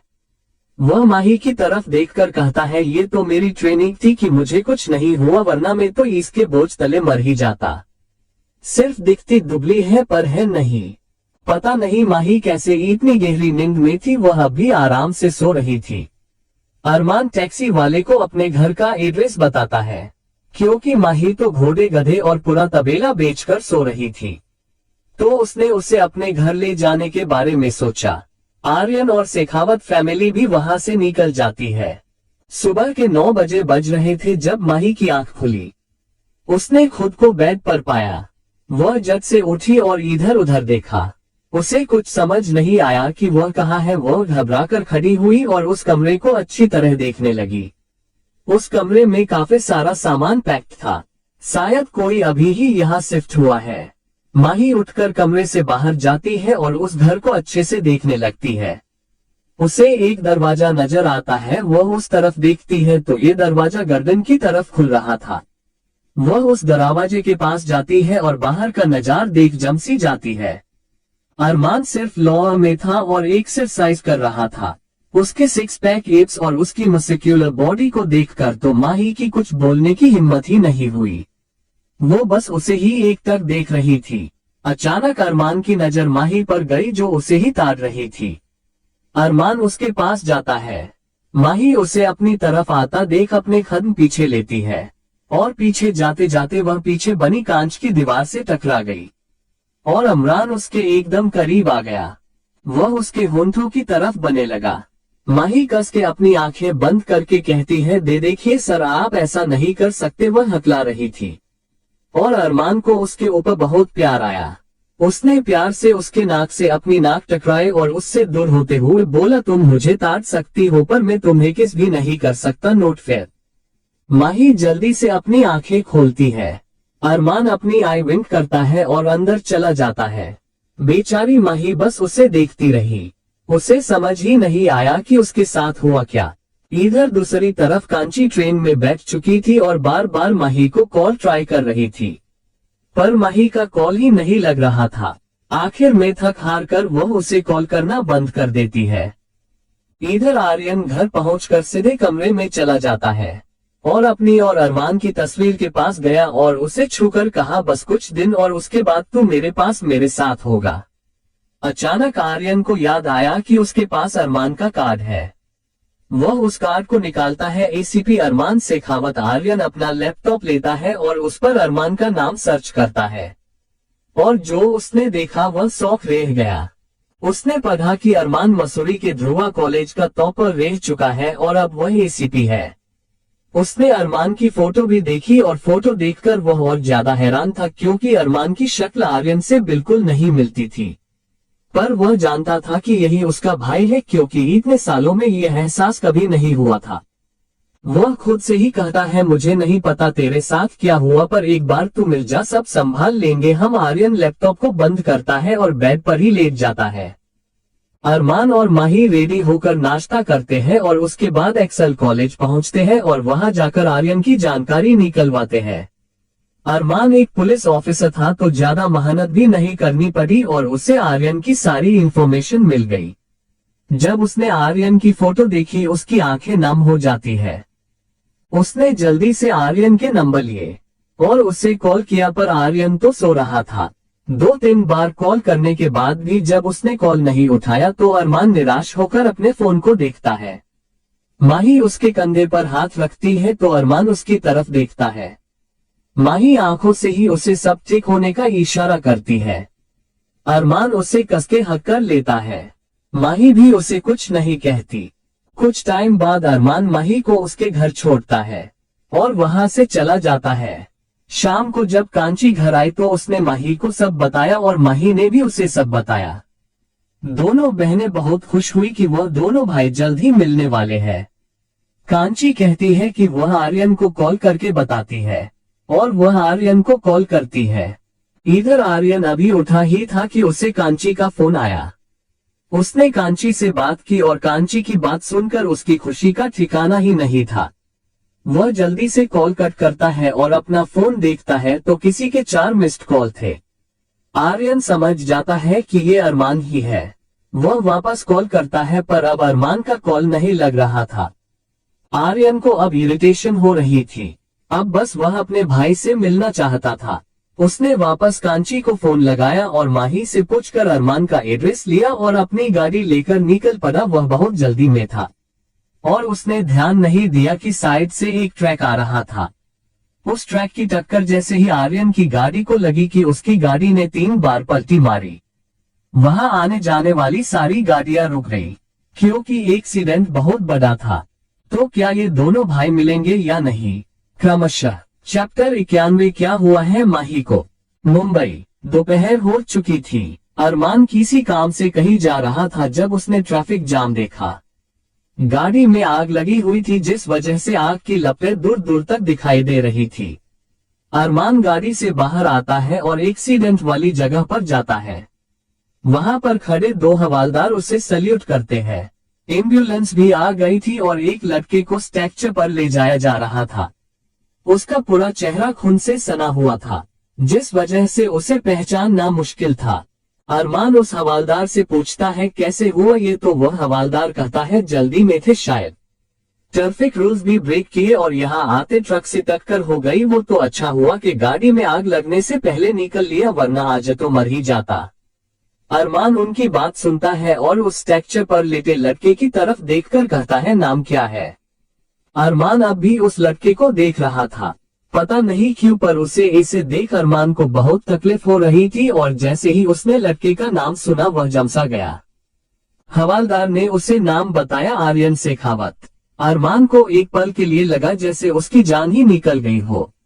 वह भागकर उस लड़के के पास जाता है और उसके चेहरे को थपथपा कर कहता है आर्या आर्या मेरी तरफ देख, तुझे कुछ नहीं होगा, मैं हूं ना। घबराहट की वजह से अरमान की आवाज भी लखा रही थी। आर्यन अब भी कुछ होश में था। वह अपनी नजरें अरमान के चेहरे पर रोकता है और धीरे धीरे अपना हाथ उठाने की कोशिश करता है। अरमान ये देख उसका हाथ थाम लेता है। आर्यन दर्द से कराहते हुए भी बोलने की कोशिश करता है और कहता है मान के क्या जिंदगी है, मेरी जीने की एक वजह थी, तुझे ढूंढना वजह खत्म हुई और जिंदगी भी खा। आर्यन इतना बोलते ही बेहोश हो जाता है। अरमान उसे देख रोने लगता है और चिल्ला कर कहता है तुझे कुछ नहीं होगा, मैं तुझे कुछ छीने ही नहीं दूंगा। इतने में एक कंपाउंडर आकर कहता है सर इन्हें जल्दी हॉस्पिटल शिफ्ट करना होगा, बहुत खून बह चुका है। अरमान उसकी बात सुनकर जल्दी से हटता है और उसके साथ ही एम्बुलेंस में हॉस्पिटल पहुंचते हैं। इमरजेंसी में केस लिया जाता है और डायरेक्ट ओटी में ही ले जाया गया और अरमान को वही बाहर रुकने को कहा। ओटी की लाइट ऑन हो गई थी और अरमान यहाँ से वहाँ चक्कर काट रहा था। दूसरी तरफ माही हॉस्पिटल के दूसरे कॉरिडोर से बाहर आ रही थी। उसके हाथ में एक फाइल थी और वह उस फाइल को एकटक देख रही थी जैसे किसी गहरी सोच में हो। आखिर में वह एक गहरी सांस छोड़ती है और ऊपर की तरफ देखकर कहती है, सेकेंड स्टेज। और कितना टाइम लोगे आप महादेव, अब तो बस अपने पास बुला लो ताकि मैं अपने माँ बाबा से मिल पाऊँ। वही इतना कहकर जैसे ही बाहर निकलती है कि उसकी नजर सामने खड़े अरमान पर जाती है जिसके ग्रे कलर के शर्ट पर बड़े बड़े खून के धब्बे थे। उसे ये देख डर लगा कहीं कुछ गलत ना हुआ हो। वह जल्दी से अरमान के पास आती है और उसके कंधे पर हाथ रखकर कहती है, सर क्या हुआ, आप यहाँ कैसे और ये खून के धब्बे। अरमान उसे देख झट से गले लगा लेता है और बमुश्किल बस इतना कहता है, मेरा भाई आर्या वो ओटी में है। उसकी बात सुन माही उसकी बात सुन चौंक कर कहती है, पर आप तो उसे ढूंढ रहे थे, वो मेरी दी के साथ ही थे। मैं आपको ये बताना चाहती थी पर मेरे पास आपका नंबर ही नहीं था। उसकी बात सुन अरमान उसे हैरानी से देखने लगता है। वह कच कहता कि एक नर्स बाहर आती है और कहती है उन्हें बल्ब की जरूरत है। उसकी बात सुन अरमान जल्दी से कहता है, हाँ तो आप मेरा ले लीजिए, मैं उसका भाई हूँ और मेरा और उसका ब्लड ग्रुप भी सेम है। तो नर्स उसे अपने साथ चलने को कहती है। अरमान माही को वही अपने भाई के पास रुकने को कहता है तो माही भी उसे कुछ नहीं कहती और वही रुक जाती है। कुछ देर बाद ब्लड बोतल लेकर एक नर्स ओटी में जाती है और थोड़ी देर बाद अरमान भी वहां आ जाता है। माही उसे पास में चेयर पर बिठाती है क्योंकि उसने अभी अभी ब्लड दिया था। लगातार 3 घंटे के ऑपरेशन के बाद ओटी की लाइट्स बंद हुई और डॉक्टर और नर्स सब बाहर आए। उनके आते ही अरमान ने उनसे आर्यन के बारे पूछा तो डॉक्टर ने कहा, हमने अपनी तरफ से पूरी कोशिश की है पर 24 घंटे अंडर ऑब्जर्वेशन रखना पड़ेगा, अभी कुछ नहीं कह सकते हैं। डॉक्टर वहां से चले जाते हैं और माही और अरमान वहीं पर चेयर पर बैठते हैं। अभी आर्यन से मिलने की किसी को इजाजत नहीं थी। माही धीरे से पूछती है, क्या घर पर किसी को पता है कि आर्यन का एक्सीडेंट हुआ है। अरमान ना में सिर हिलाता है। तो माही फिर कहती है, तो उन्हें फिक्र हो रही होगी ना। अरमान बिना माही की तरफ देखे कहता है, वो ज्यादातर घर से बाहर रहता है तो नहीं होगी। फिर माही भी कुछ नहीं पूछती। कुछ देर ऐसे ही बैठते के बाद डॉक्टर अरमान को बुलाते हैं तो अरमान माही को रुकने के लिए बोल चला जाता है। जब वह वापस आया तो उसने देखा कि माही बैठे बैठे ही सो गई है। अरमान उसे देखकर कहता है, पता नहीं इस लड़की को इतनी नींद कैसे आती है। अरमान की नजर माही के हाथ में पकड़ी फाइल पर जाती है। वह मेडिकल रिपोर्ट की तरह लग रही थी। अरमान नाम देखता है तो उस पर माही का नाम था, माही मेहता। अरमान अपने आप से कहता है, क्या सच में इसे कोई बड़ी प्रॉब्लम है। वह माही के हाथ से फाइल लेने को हुआ कि उसकी आंख खुल गई। वह अरमान की तरफ देखकर कहती है, सर आप कब तक यहाँ रुकोगे। अरमान उससे कहता है, जब तक अरमान को होश नहीं आता तब तक, पर तुम घर जाओ। माही तो उसे अकेले छोड़कर नहीं जाना चाहती थी पर उसे कमजोरी जैसा लग रहा था। वो ठीक है बोल वहां से चली जाती है पर उसे बहुत चक्कर आ रहे थे। वह पास ही पड़ी बेंच पर बैठ जाती है और अपना फोन निकालती है और कांची को कॉल करती है। सामने से जज से कांची कॉल अटेंड कर लेती है और कहती है, माही अकेले हॉस्पिटल क्यों गई तुम, हमने कहा था ना कि हम चलेंगे फिर भी निकल गई तुम। जब कांची ने माही की आवाज नहीं सुनी तो उसने घबरा कर कहा, माही ठीक तो हो ना तुम कहाँ हो, हमें बताओ हम आते हैं तुम्हें लेने हॉस्पिटल। माही बस इतना ही बोलती है कि उसकी आंखों के सामने अंधेरा छा जाता है और वह बेहोश हो जाती है। उधर से कांची बार बार आवाज लगा रही थी पर उसे कोई आवाज नहीं आती। कांची फोन ऑन रखकर ही हॉस्पिटल के लिए निकलती है। इधर आर्यन को आईसीयू रूम में शिफ्ट कर दिया गया था और अरमान बस उसके कमरे के बाहर ही बैठा था। उसे नहीं पता था कि माही के साथ क्या हुआ। चैप्टर 92 अरमान सांची का आमना सामना। हेल्थ एंड लाइफ हॉस्पिटल में माही को इसे वहां बेसुध देख वहां से गुजर रही नर्स उसे चेक करती है तो वह बेहोश थी। वह जल्दी से स्ट्रेचर मंगवाती है और उसे एक वार्ड में शिफ्ट करती है। माही वहां अक्सर आती थी इसलिए वह नर्स उसे जानती थी। वह उसे वार्ड में छोड़ डॉक्टर को बुलाने चली जाती है। इधर अचानक अरमान को कुछ फील हुआ पता नहीं क्या उसने अपने आसपास देखा तो उसे वहां से एक डॉक्टर जाती दिखी, पर वह उसका चेहरा नहीं देख पाया। अरमान कुछ देर उसी तरफ देखता रहा, फिर वह खड़ा हुआ और उसने वार्ड के दरवाजे से आर्यन को देखा। वह लंबी सांस ले रहा था। अरमान ये देखकर जल्दी से डॉक्टर को बुलाता है, जो आकर उसे चेक करती है। अरमान अब भी वार्ड से बाहर ही था। डॉक्टर उसे बाहर आकर बताते हैं कि पेशेंट को होश आ गया है, पर अभी उन्हें आराम की जरूरत है, आप उनसे बाद में ही मिलिएगा। अरमान को ये जानकर कि उसका भाई ठीक है, बहुत सुकून मिला। दूसरी तरफ डॉक्टर माही के वार्ड में आती है और उसे चेक करती है और उसे एक इंजेक्शन देती है। वह देखती है कि वहीं पर माही की फाइल और फोन पड़ा था। डॉक्टर देखती है कि फोन ऑन है तो वह बात करती है, हेलो डॉक्टर, सांची स्पीकिंग। हाँ, ये सांची थी, माही की डॉक्टर। उसकी आवाज सुनते ही कांची कहती है, डॉक्टर मैं कांची बोल रही हूँ, माही की बहन। वह ठीक तो है ना? उसकी बात सुन सांची आराम से कहती है, फिक्र मत करो, वह अब ठीक है। दवाई की वजह से उसे चक्कर आ गया था, मैंने उसे नींद का इंजेक्शन दिया है, वह आराम कर रही है। कांची जल्दी से कहती है, थैंक यू डॉक्टर, मैं बस वहां पहुंच ही रही हूँ। सांची ओके कहकर फोन कट कर देती है और माही को एक बार देखकर कमरे से बाहर आ जाती है। कमरे से बाहर आते ही उसकी नजर सामने बैठे लड़के पर जाती है। पता नहीं क्यों सांची को वह जाना पहचाना लगा। वह उसके पास जाकर कहती है, कौन हो तुम और यहाँ क्या कर रहे हो? किसी की आवाज सुन अरमान अपना चेहरा उठाकर देखता है तो जैसे उसकी धड़कनें रुक सी गई हो। उसके सामने उसकी माँ खड़ी थी, जिससे वह आज 20 साल बाद मिल रहा था। सांची फिर पूछती है, कौन हो तुम? अरमान को कुछ समझ ही नहीं आ रहा था कि वह क्या बोले, वह बस एकटक अपनी माँ को देख रहा था। वह आज भी वैसी ही थी। सांची फिर कुछ कहने को हुई कि एक नर्स आकर अरमान से कहती है, मिस्टर अरमान, डॉक्टर ने कहा है कि आप जाना चाहे तो जा सकते हैं, आपके भाई अभी नहीं उठेंगे। उसकी बात सुनकर तो सांची हैरान रह गई। वह आंखें बड़ी करके बस अरमान को ही देख रही थी। उसकी आंखों में आंसू आ जाते हैं। वह हैरानी से पूछती है, कौन हो तुम? अरमान की आंखों में भी आंसू थे। वह चाहकर भी कुछ नहीं बोल पा रहा था। वही जो आप समझे, अरमान बमुश्किल बस कतना कहता है। और अब जो हालत अरमान की थी, वही हालत सांची की थी। वह धीमे कदमों से उसकी तरफ बढ़ती है और उसके चेहरे को प्यार से छूकर रुआंसी आवाज में कहती है, मान मेरा मान। अरमान सभा में सिर हिलाता है। सांची ने जैसे ही उसकी हाँ देखी, उसकी आंखों से सरासर आंसू छलक पड़े और उसने कसके उसे गले लगा लिया। वह उसे गले लगाए हुए ही रोते हुए कहती है, मान मेरा बच्चा, कहाँ थे तुम? कितना ढूंढा तुम्हें पता है, और आज तुम मिले भी तो यहाँ।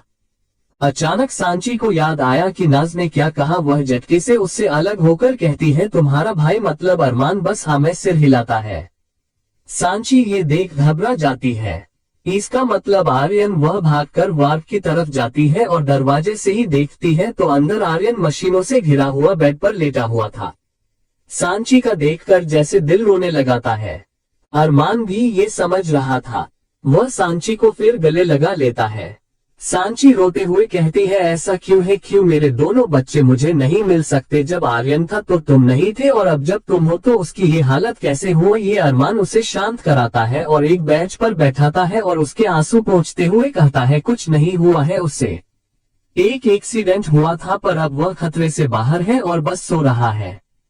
सांची उसकी बात सुन कुछ शांत होती है और फिर अरमान की तरफ देखकर पूछती है, तुम कहाँ थे? इतने साल हमारे पास क्यों नहीं आए? क्या एक बार भी अपनी माँ की याद नहीं आए? अरमान मासूमियत से कहता है, कैसे आती? कुछ याद ही नहीं था, पर जैसे ही मेरी याददाश्त आई और मुझे पता चला कि मेरा एक परिवार है, मैंने आपको ढूंढ निकाला। उसकी बात सुन प्यार से सांची उसके माथे को चूम लेती है और कहती है, आर्यन को पता है तुम्हारे बारे में? अरमान हाँ में सिर हिलाता है। सांची जल्दी से अपना फोन निकालती है। अरमान पूछता है, किसे कॉल कर रही है आप? तुम्हारे पापा को। सांची ने इतना कहा कि अरमान ने उनके हाथ से फोन छीन लिया। सांची ने उसे सवालिया नजरों से देखा तो अरमान ने कहा, मैं यहाँ का नया एसीपी हूँ, 1 हफ्ते बाद ड्यूटी ज्वाइन करने वाला हूँ और अभी आर्यन की हालत भी ठीक नहीं है। मैं नहीं चाहता कि इससे मैं किसी को भी कुछ भी पता चले, वरना मेरे दुश्मन आपको चैन से नहीं रहने देंगे, और वैसे भी मैं खुद पूरे परिवार को सरप्राइज देना चाहता हूँ। प्लीज अभी नहीं।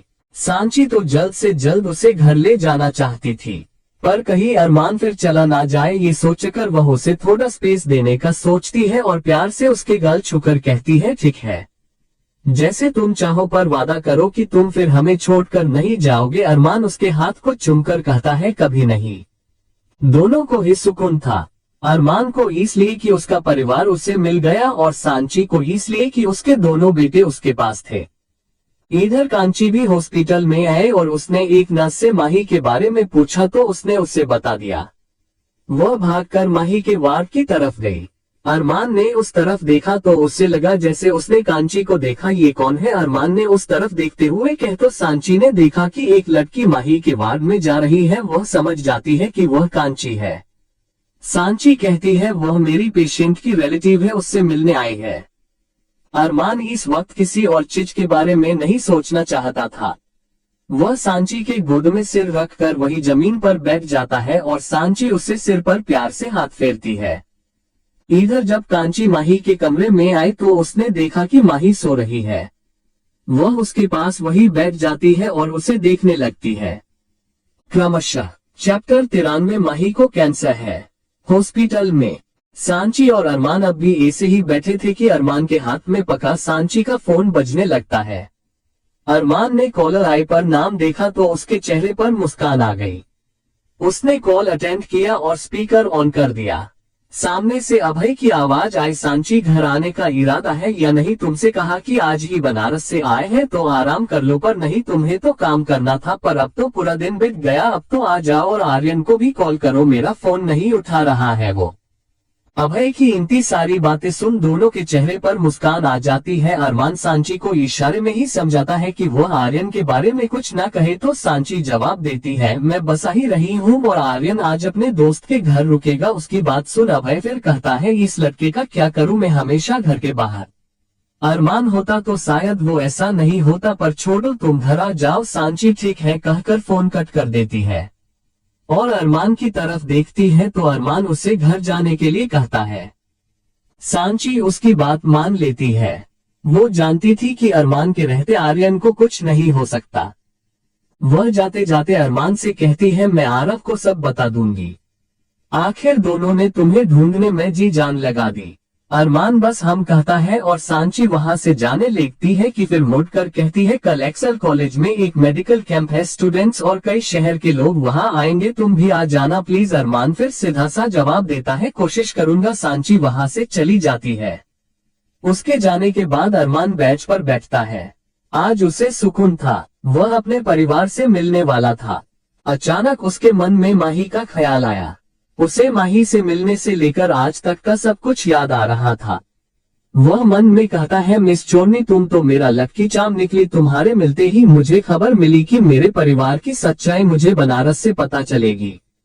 तुम्हारे ही वजह से मुझे मेरे भाई के बारे में पता चला और तुम्हारी ही वजह से मुझे ये पता चला कि वह मुझे ढूंढ रहा था।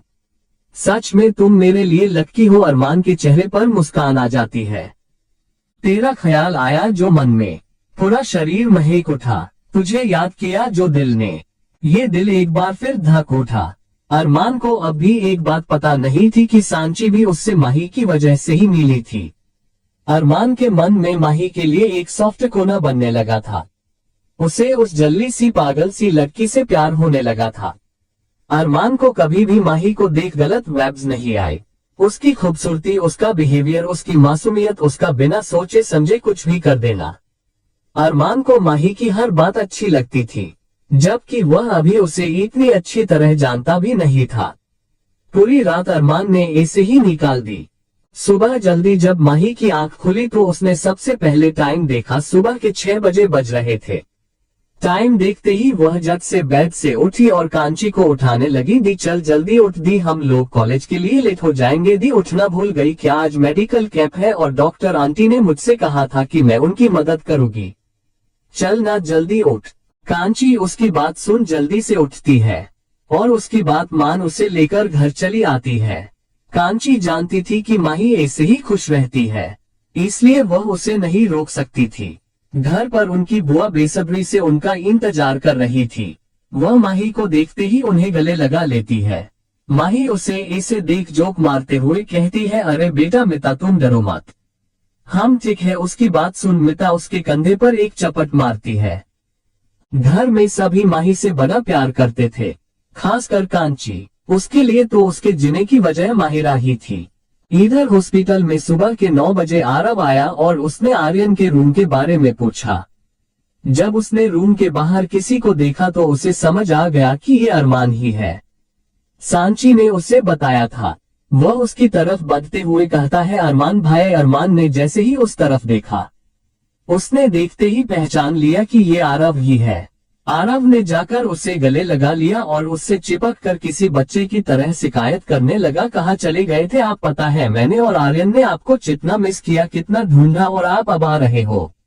अरमान उसे ऐसे देख मुस्कुरा कर कहता है, अब मैं आ गया हूँ ना, अब मैं कहीं नहीं जाऊंगा तुम सबको छोड़कर। आरव उसे और कसके गले लगाते हुए कहता है, मैं और आर्यन आपको कहीं जाने ही नहीं देंगे। अरमान उसकी बात सुन कहता है, अच्छा ठीक है, पर फिलहाल तो छोड़। उसकी बात सुन आरव अलग होता है और दोनों हंसने लगते हैं।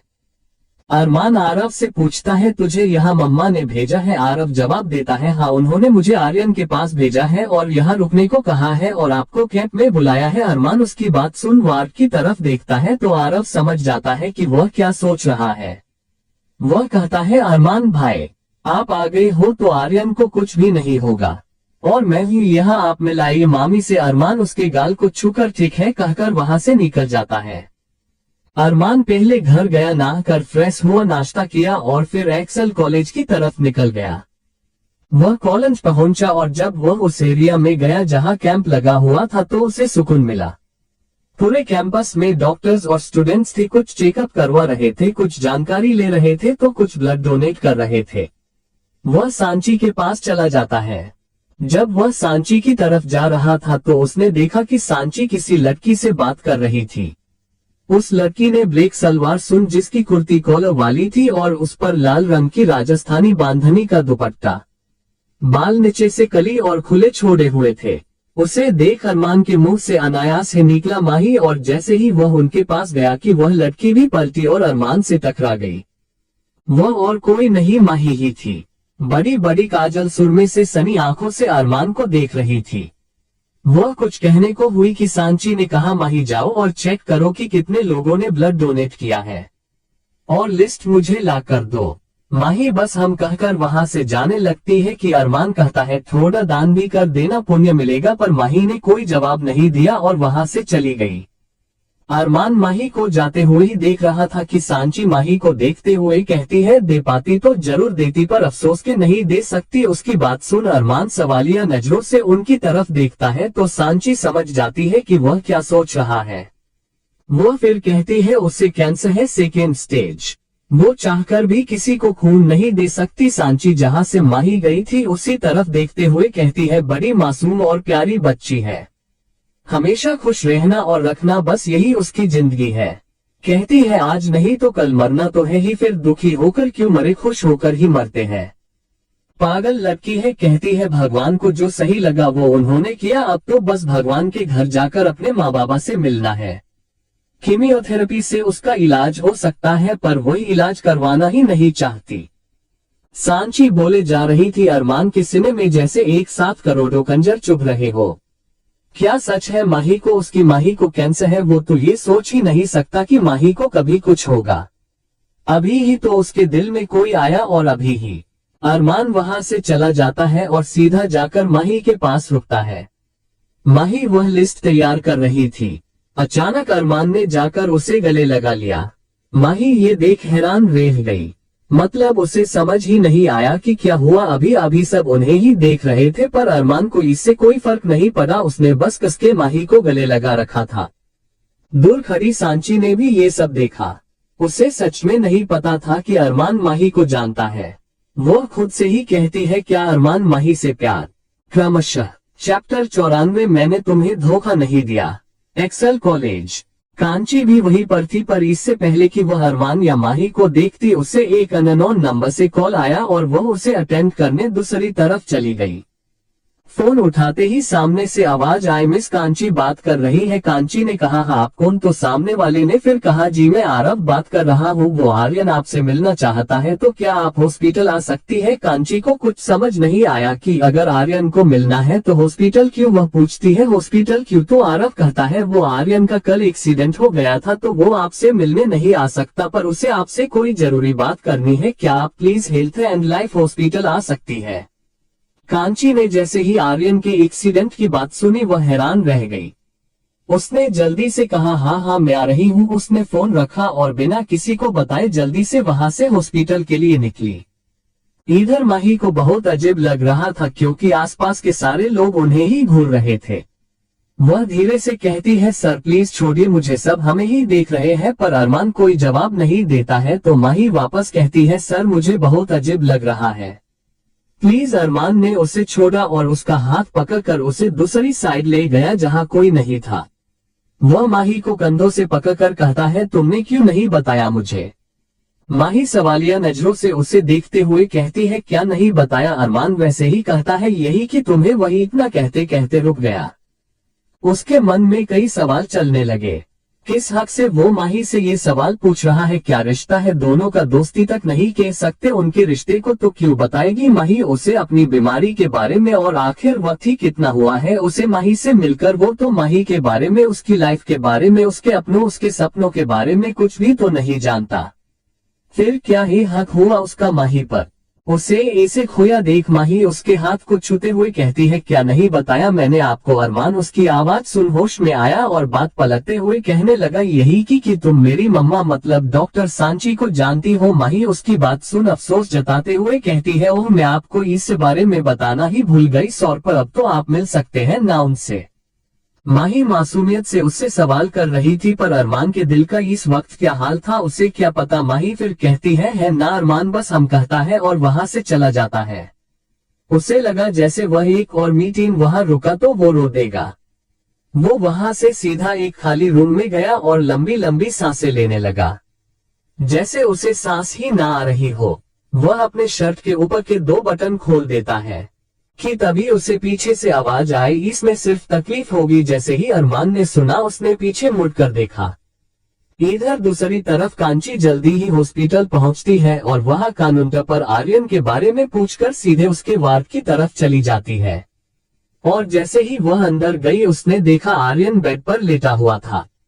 उसके सिर और हाथ पर पट्टियां बंधी हुई थी और चेहरे पर भी कई खरोचों के निशान थे। उसे देख उसका दिल एक पल को रुक सा गया।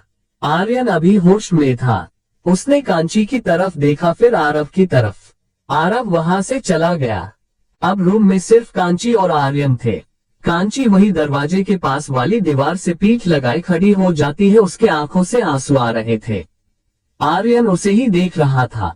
उसने धीमी आवाज में कहा मैंने तुम्हें धोखा नहीं दिया शहर। जैसे ही कांची ने अपने लिए शहर सुना उसकी आंसुओं से भरी आंखें बड़ी हो गई। उसने हैरानी से पूछा तुम्हें कैसे पता चला मैं शहर हूँ? आर्यन ने फिर वैसे ही कहा नाम बदलने से एहसास नहीं बदलते, तुम कांची हो या शहर, मेरे एहसास सिर्फ तुम्हारे लिए थे है और रहेंगे। तुमसे पहली बार मिलकर ही लगा जैसे तुम्हें जानता हूँ, और ये हमेशा लगता रहा सच तब हुआ जब तुमने कहा कि अरमान शायद मुझे ढूंढने एक्सेल कॉलेज गया है। तुम्हें कैसे पता कि मैं एक्सेल कॉलेज में पढ़ा हूँ? उसकी बात सुन कांची या शहर जो भी हो, उसकी आंखों से सरासर आंसू बहने लगे। वह कुछ नहीं बोल पाए और जल्दी से वहां से भागकर बाहर निकल गई। आरव ने उसे जाते देखा। उसे कुछ समझ नहीं आया। वह वापस आर्यन के पास गया और कहा क्या हुआ उसे, वो ऐसे क्यों गई और कौन है वो? है कोई अपनी? आर्यन ने बस इतना कहा और अपनी आंखें मूंद ली। दूसरी तरफ जैसे ही अरमान ने पीछे देखा तो ये सांची थी। उसने अरमान की ये हालत देख उसके पास जाकर कहा जिस रास्ते पर तुम चल रहे हो उसमें सिर्फ तकलीफें हैं। माही तुम्हारे प्यार को नहीं समझ पाएगी। उसके लिए हर वो एहसास जो दिल को सुकून देता है प्यार है। उसके लिए शादी रिलेशनशिप जैसा कुछ भी नहीं है। ऊपर से वो अपना इलाज नहीं करवाना चाहती। सेकेंड स्टेज में है। वो कितनी जिंदगी बची है उसके पास जो वो तुमसे प्यार भी कर ले और तुम्हें प्यार भी दे दे। अरमान उनकी तरफ देखता है। उसका चेहरा सख्त हो चुका था। वह गहरी आवाज में कहता है, इस रास्ते में तकलीफें हैं पर इसकी एक मंजिल भी है और मैं वो मंजिल हासिल करके रहूंगा।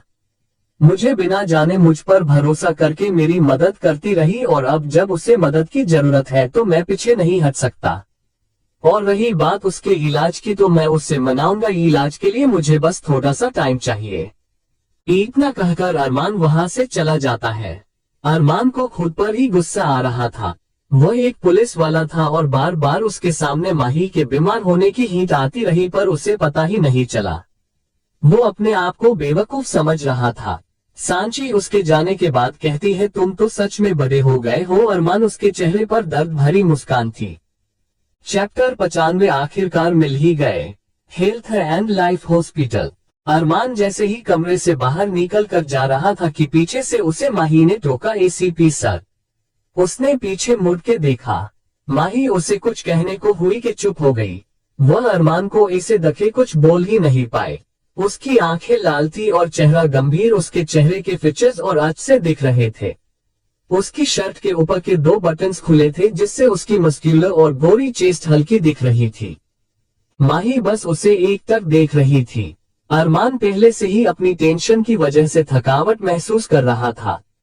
उसने माही के सामने हाथ हिलाते हुए कहा, माही कहाँ खो गई, क्या कह रही थी? माही उसकी आवाज सुन होश में आई और उसे समझ ही नहीं आया कि वह क्या कहने वाली थी। वो आप वहां से ऐसे क्यों चले आए? माही मुश्किल से बस इतना बोल पाए। अरमान ने कहा, हाँ वो एक कॉल थी। तो फिर माही को याद आया कि वह क्या कहने आई थी। उसने कहा, हाँ याद आया, मैं कह रही थी कि मैं आपकी मम्मा के बारे में आपको बताना भूल गई, उसके लिए सॉरी, पर अब आप उनसे मिल सकते हैं ना? अरमान बस हम कहता है। फिर कुछ सोचते हुए कहता है, तुम मम्मा को कैसे जानती हो? माही उसका सवाल सुन हड़बड़ा गई और उसने कहा, वो मैं मेरी हेल्थ की वजह से उनसे मिलती रहती हूँ, वो एक डॉक्टर है ना? माही ने मुश्किल से इतना कहा और फिर बात पलटते हुए अरमान को देखते हुए कहने लगी, पर आपने ये क्या हाल बना लिया, ये खुले बटन्स, बिखरे बाल। हा।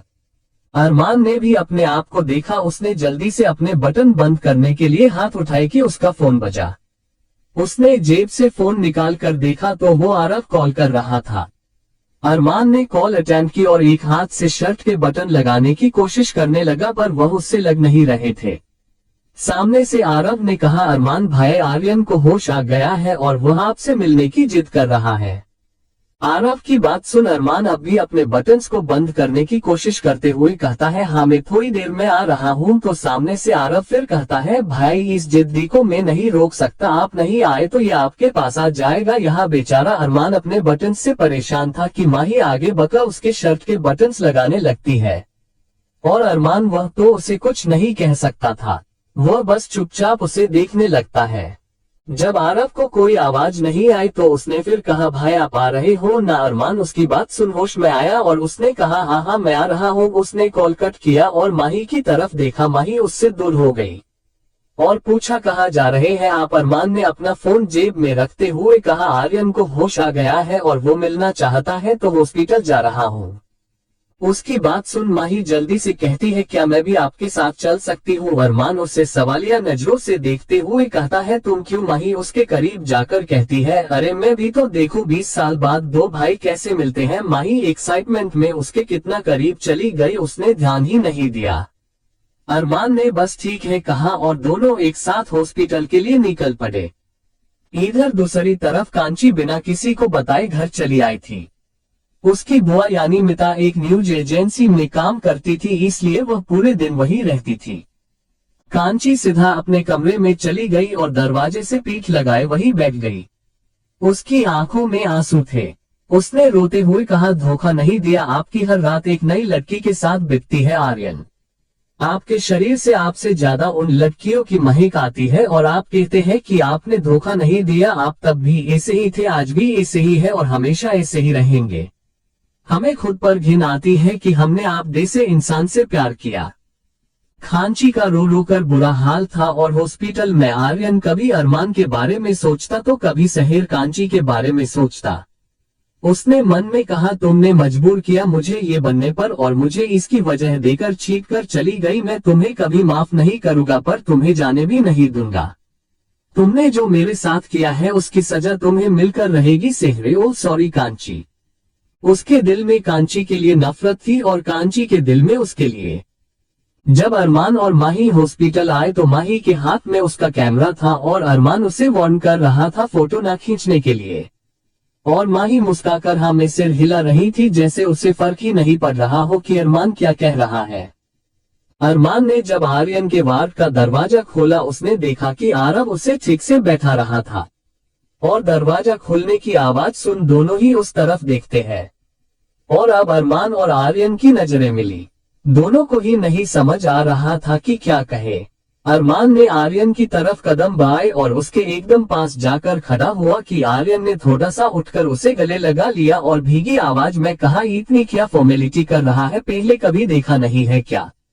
उसकी बात सुन तीनों हंस देते हैं और अरमान उसके सिर पर प्यार से हाथ फेर कर कहता है, तू कभी नहीं सुधरेगा ना। आर्यन ना में सिर हिलाता है और नम आवाज में कहता है, अगर सुधर गया तो तुझसे छोटा कैसे कहलाऊंगा। अरमान ने उसे बस हम कहा। दोनों ऐसे ही कुछ देर तक एक दूसरे के गले लगे रहे और फिर अरमान अलग होने लगा कि आर्यन ने उसे और कसकर पकड़ते हुए कहा, नहीं अब कहीं नहीं जाने दूंगा। एक बार तेरा हाथ छोड़ा तो तू 20 साल के लिए गायब हो गया और अब मैं तुझे गायब नहीं होने दे सकता, वरना अब बुढ़ापे में तुझे कहाँ ढूंढूंगा। एक बार फिर उसने रोते हुए भी सबको हंसा दिया। अगर सच कहूं तो दोनों के कैरेक्टर्स ऐसे हैं कि अरमान सिंसियर और सीरियस टाइप का बंदा है जो हमेशा वही करता है जो सही हो, फिर चाहे उसमें उसका साथ कोई दे या ना दे, और हमेशा अपना काम खुद करने वाला। और वही दूसरी तरफ आर्यन जो हमेशा मस्ती और लड़ाई के मूड में रहने वाला। उसे दोस्त बनाना और खुश रहना पसंद है, पर अरमान के जाने के बाद ये सब काफी हद तक कम हो गया था। ऐसा नहीं था कि अरमान मजाक मस्ती नहीं करता था, पर आर्यन से कम। और आर्यन वो सिर्फ और सिर्फ परिवार या अरमान के मामले में सीरियस होता था, वो भी बहुत कम। अरमान उसका कान पकड़कर कहता है, बीमार है फिर भी जोर कम नहीं है तेरा। आर्यन उसे छोड़ता है। दोनों काफी लंबे समय के बाद मिले थे, पर उन्हें देख कोई नहीं कहेगा कि वह 1 घंटे से ज्यादा एक दूसरे से अलग रहे थे। दोनों नॉर्मल ही थे।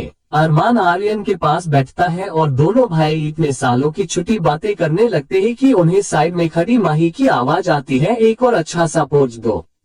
दोनों उस तरफ देखते हैं। आर्यन उसकी तरफ देख कहता है, ये कौन है, तो माही झट से कैमरा नीचे कर लेती है और अरमान कहता है, ये माहिरा है, इसी की वजह से मैंने तुझे ढूंढा। आर्यन अपने होंठों को राउंड करते हुए कहता है, वह शहर की बहन, किसी को उसकी बात समझ नहीं आए। आर्यन ने जज से बात बदलते हुए कहा, सॉरी कांची यही नाम है ना। माही ने हाँ में सिर हिला दिया और आर्यन की आंखें एक बार फिर खाली।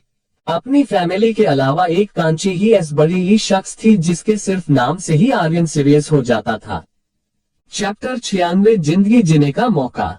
हेल्थ एंड लाइफ हॉस्पिटल में दोनों भाई फिर बातें करने लगते हैं और अचानक ही उन्हें कुछ गिरने की आवाज आई।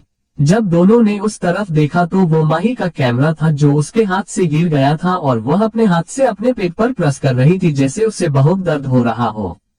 उसके चेहरे पर भी ये दिख रहा था।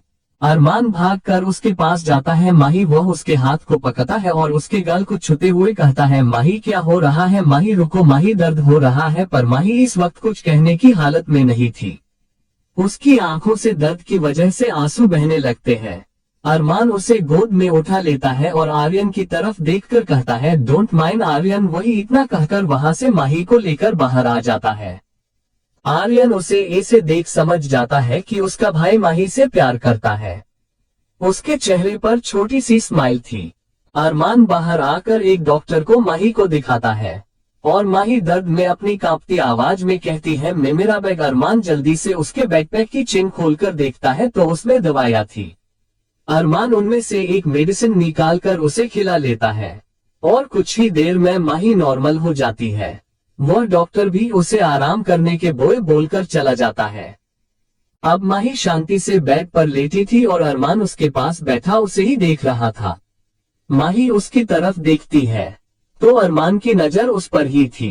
वह कुछ कहने को हुई कि अरमान ने कहा, अब तुम ठीक हो। माही ने हाँ में सिर हिलाया तो अरमान ने उठते हुए कहा, चलो तुम्हें घर छोड़ देता हूँ। उसने माही को फिर अपनी गोद में उठा लिया और उसे लेकर बाहर आ गया। माही बस एकटक उसे ही देख रही थी। उसने माही को गाड़ी में बिठाया और कहा, 2 मिनट वेट करो, मैं आर्यन से मिलकर आता हूँ। माही बस हाँ में सिर हिला देती है। और अरमान गाड़ी का दरवाजा बंद करके वहां से चला जाता है। माही उसे जाते हुए देख रही थी। अरमान ने उससे एक सवाल नहीं किया, ना ही कोई गुस्सा किया, बस चुप रहा और उसकी यही चुप्पी माही को खल रही थी। पता नहीं क्यों पर उसे अरमान का ऐसे चुप रहना अच्छा नहीं लगा। वो खुद से ही सोचती है कि शायद अरमान को पता चल गया है कि उसे बीमारी है और वह एक बीमार लड़की के साथ नहीं रहना चाहता। और जैसे ही उसके मन में ये ख्याल आया, पता नहीं क्यों उसके दिल में दर्द सा हुआ। इधर हॉस्पिटल के अंदर अरमान आर्यन को बताता है कि वह माही को छोड़ने जा रहा है और वापस आ जाएगा, तो आर्यन बस हमें सिर हिला देता है। वह उनकी लव स्टोरी का विलेन नहीं बनना चाहता था। अरमान वापस बाहर आता है और बिना माही की तरफ देखे जाकर ड्राइविंग सीट पर बैठता है और गाड़ी स्टार्ट कर देता है। पूरे रास्ते उसने एक बार भी माही की तरफ नहीं देखा और ना ही कुछ कहा। जब वह उसके घर पहुंचा तो तब उसने गाड़ी रोकी और अब भी उसकी नजर सामने थी। माही ने जाने से पहले एक बार अरमान की तरफ देखकर कहा, मुझे कैंसर है इसलिए ऐसे बिहेव कर रहे हैं आप। अरमान ने उसकी बात सुनकर बिना उसकी तरफ देखे कहा, मुझे नफरत है उन लोगों से जो अपनी परेशानियों से भागते हैं। सुना मैंने तुम्हें इलाज नहीं करवाना है क्योंकि तुम अपने माँ बाबा से बहुत प्यार करती हो। तो जब तुम जिंदा ही नहीं रहने वाली तो मैं क्यों तुम्हारे पीछे टाइम वेस्ट करूं। अरमान की बात सुन माही उसे हैरानी से देखने लगती है। वह गुस्से से कहती है, इलाज करवाना या ना करवाना ये मेरा फैसला है, पर जीना या मर जाना ये तो मेरा फैसला नहीं है। ये तो वो भगवान तय करेगा ना। अरमान भी उसी तरह कहता है, वो तो सबके साथ होता है माही। मैं एक पुलिस ऑफिसर हूँ, जॉब करते करते कब जान चली जाए नहीं पता, क्योंकि वो भगवान ही तय करता है, पर जीने की उम्मीद करने में और मरने का इंतजार करने में बहुत फर्क होता है। तुम्हें तो फिर भी टाइम मिलेगा कि तुम कितने टाइम में मरोगी, 6 महीने या 1 साल, पर मेरा क्या, मुझे तो ये तक नहीं पता कि अगर मैं ड्यूटी पर हूँ तो जिंदा लौटूंगा या नहीं। पर मैं तुम्हारी तरह मौत का इंतजार नहीं करता, बल्कि अपनी जिंदगी जीता हूँ और अपनों के लिए इसे बचाने की कोशिश करता हूँ। माही उसकी बातें सुन शांत हो जाती है और चुपचाप वहीं बैठे रहती है। अरमान गाड़ी से बाहर आता है और उसके तरफ का दरवाजा खोलता है। माही कार से बाहर आती है और अरमान की तरफ एक बार देखकर वहां से जाने लगती है कि पीछे से अरमान कहता है, एक और मौका है तुम्हारे पास माही, जिंदगी जीने का उसे खोना मत, क्योंकि कुछ लोग तरसते हैं इस मौके के लिए पर वो उन्हें नहीं मिलता। अपनी बहन के बारे में सोचा जो सिर्फ तुम्हारे मरने की बात सुन के मर जाएगी। अरमान वापस जाकर कार में बैठता है और वहां से चला जाता है और माही तब तक उसे देखती रही जब तक वो कार आंखों से ओझल नहीं हुई। माही की आंखों में आंसू थे। आज पहली बार किसी ने उसे एहसास दिलाया था कि वह गलत है। माही घर के अंदर चली गई। जब वह कमरे में आई तो कांची सो चुकी थी। वह उसे नहीं जगाती और सीधा बाथरूम में चली जाती है। चैप्टर 97। आर्यन शादीशुदा है। अरमान भी वापस हॉस्पिटल आ जाता है और थोड़ी देर आर्यन के पास रुककर वापस चला जाता है, क्योंकि घरवालों को पता चल चुका था कि आर्यन का एक्सीडेंट हुआ है, तो अरमान को जाना पड़ा। उसने आर्यन से भी वही कहा जो उसने सांची से कहा था। आर्यन ने भी उसकी बात मान ली। कुछ दिन ऐसे ही बीत गए। रोज अरमान घरवालों के जाने के बाद आर्यन से मिलने आता और कुछ देर रुककर चला जाता। आर्यन को भी डिस्चार्ज मिल चुका था अब, और अरमान ने अपनी ड्यूटी ज्वाइन कर ली। सबको वो बहुत पसंद आया, यहाँ तक कि डीसीपी सुमित जैन ने तो अरमान के साथ अपनी बेटी की शादी के बारे में भी सोच लिया, पर वह अरमान से एक बार पूछना चाहते थे कि उसकी लाइफ में कोई और तो नहीं, पर उन्होंने अब तक पूछा नहीं है। अपनी ड्यूटी की वजह से अरमान कुछ दिनों से ना तो आर्यन से मिला था और न ही माही से। वह बस अपने काम में था और आज उसने वक्त निकालकर आर्यन से मिलने का फैसला किया। दोनों भाइयों ने प्लान बनाया कि आज मॉल में मिलेंगे और दोनों मॉल पहुंचे और कैफेटेरिया में मिले भी। दोनों साथ में एक टेबल पर बैठे कि अचानक किसी के चिल्लाने की आवाजें आई। शायद कोई लड़ रहा था। अरमान और आर्यन दोनों ने एक साथ उस तरफ देखा। एक लड़की और एक आदमी लड़ रहे थे, पता नहीं किसी बात पर बहस कर रहे थे। आर्यन ने जैसे ही ये देखा कि वो भागकर उन दोनों की तरफ गया और उस लड़की को कमर से पकड़कर अपनी तरफ कर लिया और उस आदमी से कहा, I am so sorry sir, इनकी तरफ से मैं माफी मांगता हूँ। पर वह लड़की जैसे शांत ही नहीं हो रही थी। उसने गुस्से में कहा, अरे काहे का सॉरी, तुमरा तो हमने टकला ना फोड़ा, तो हम भी अपने बाबूजी की बेटी नहीं। आर्यन ने उस लड़की का चेहरा अपनी तरफ करके कहा, भूमि प्लीज चुप हो जाओ। फिर उसने उस आदमी की तरफ देखकर कहा, सॉरी सर। वह जल्दी से भूमि का हाथ पकड़कर उसे अपनी टेबल पर ले आया। अरमान वहां खड़ा ये सब देख रहा था। आर्यन भूमि को अब छोड़ता है और कहता है, ये सब क्या है, कहीं भी किसी से भी लड़ने बैठ जाती है, और कहा थी तुम, पिछले 2 महीने से तुम्हें ढूंढ रहा था मैं। उसकी बात सुन भूमि भी उसी तरह कहती है, पहली बात गलती उस टकलू की थी, मेरी नहीं, और दूसरी बात आपने क्यों नहीं सबक सिखाने दिया उसे। आर्यन उसकी बात सुनकर कहता है, पहले मैंने जो पूछा है उसका जवाब दो। तुम कहा थी तुम, और बिना बताए क्यों गई तुम? अगर तुम्हारे बाबूजी तुम्हें ढूंढते हुए मेरे पास आते तो क्या जवाब देता मैं? और तुम्हारे वो बात बात पर बंदूक उठाने वाले चाचा जी को क्या जवाब देता मैं? दोनों लड़ रहे थे और अरमान उस लड़की को देख रहा था। लाल रंग का पंजाबी सूट, माथे पर बिंदी, मांग में सिंदूर, गले में मंगलसूत्र, हाथों में सिल्वर बैंगल्स, उसके बाल खुले थे जो काफी लंबे थे। अरमान को समझ नहीं आ रहा था कि उसका प्लेबॉय भाई जिस पर सारी लड़कियां फिदा रहती है, वह एक लड़की से झगड़ रहा है, वो भी शादीशुदा। अरमान उस लड़की को ही देख रहा था जब किसी ने उसके कान में धीरे से कहा, आप लड़कियां ताड़ रहे हैं। अरमान चौंका और वह झटके से पलटा। उसके अचानक पलटने से पीछे खड़ी माही गिरने को हुई कि अरमान ने उसे संभाल लिया। दोनों एक दूसरे को देखने लगे और तब होश में आए जब उनके कान में आर्यन और भूमि की आवाजें पड़ी। भूमि गुस्से से कहती है, वो तो हमारे संस्कार और मर्यादा है कि हमने उसे जाने दिया, वरना उसे तो हम छोड़ते नहीं। आर्यन भी वैसे ही कहता है, जब इतने ही संस्कार है तो सामने खड़े अपने पति की भी थोड़ी इज्जत कर लो। उसकी बात सुन अरमान, माही और भूमि तीनों चौंक गए और उसे एकटक देखने लगे, जैसे कह रहे हो ये क्या बक रहे हो। आर्यन ने जब उन तीनों को इसे देखा, उसने कसके अपनी आंखें भींच ली, जैसे उसे अपने ही कहे शब्दों पर पछतावा हो। वह लाचारी से भूमि की तरफ देखता है। वह कुछ कहने को हुआ कि अरमान ने उसके पास आकर कहा, तू शादीशुदा है, तूने मुझे ये बात क्यों नहीं बताई, और घर में सबको ये पता है। आर्यन को कुछ समझ नहीं आ रहा था कि वह क्या जवाब दे।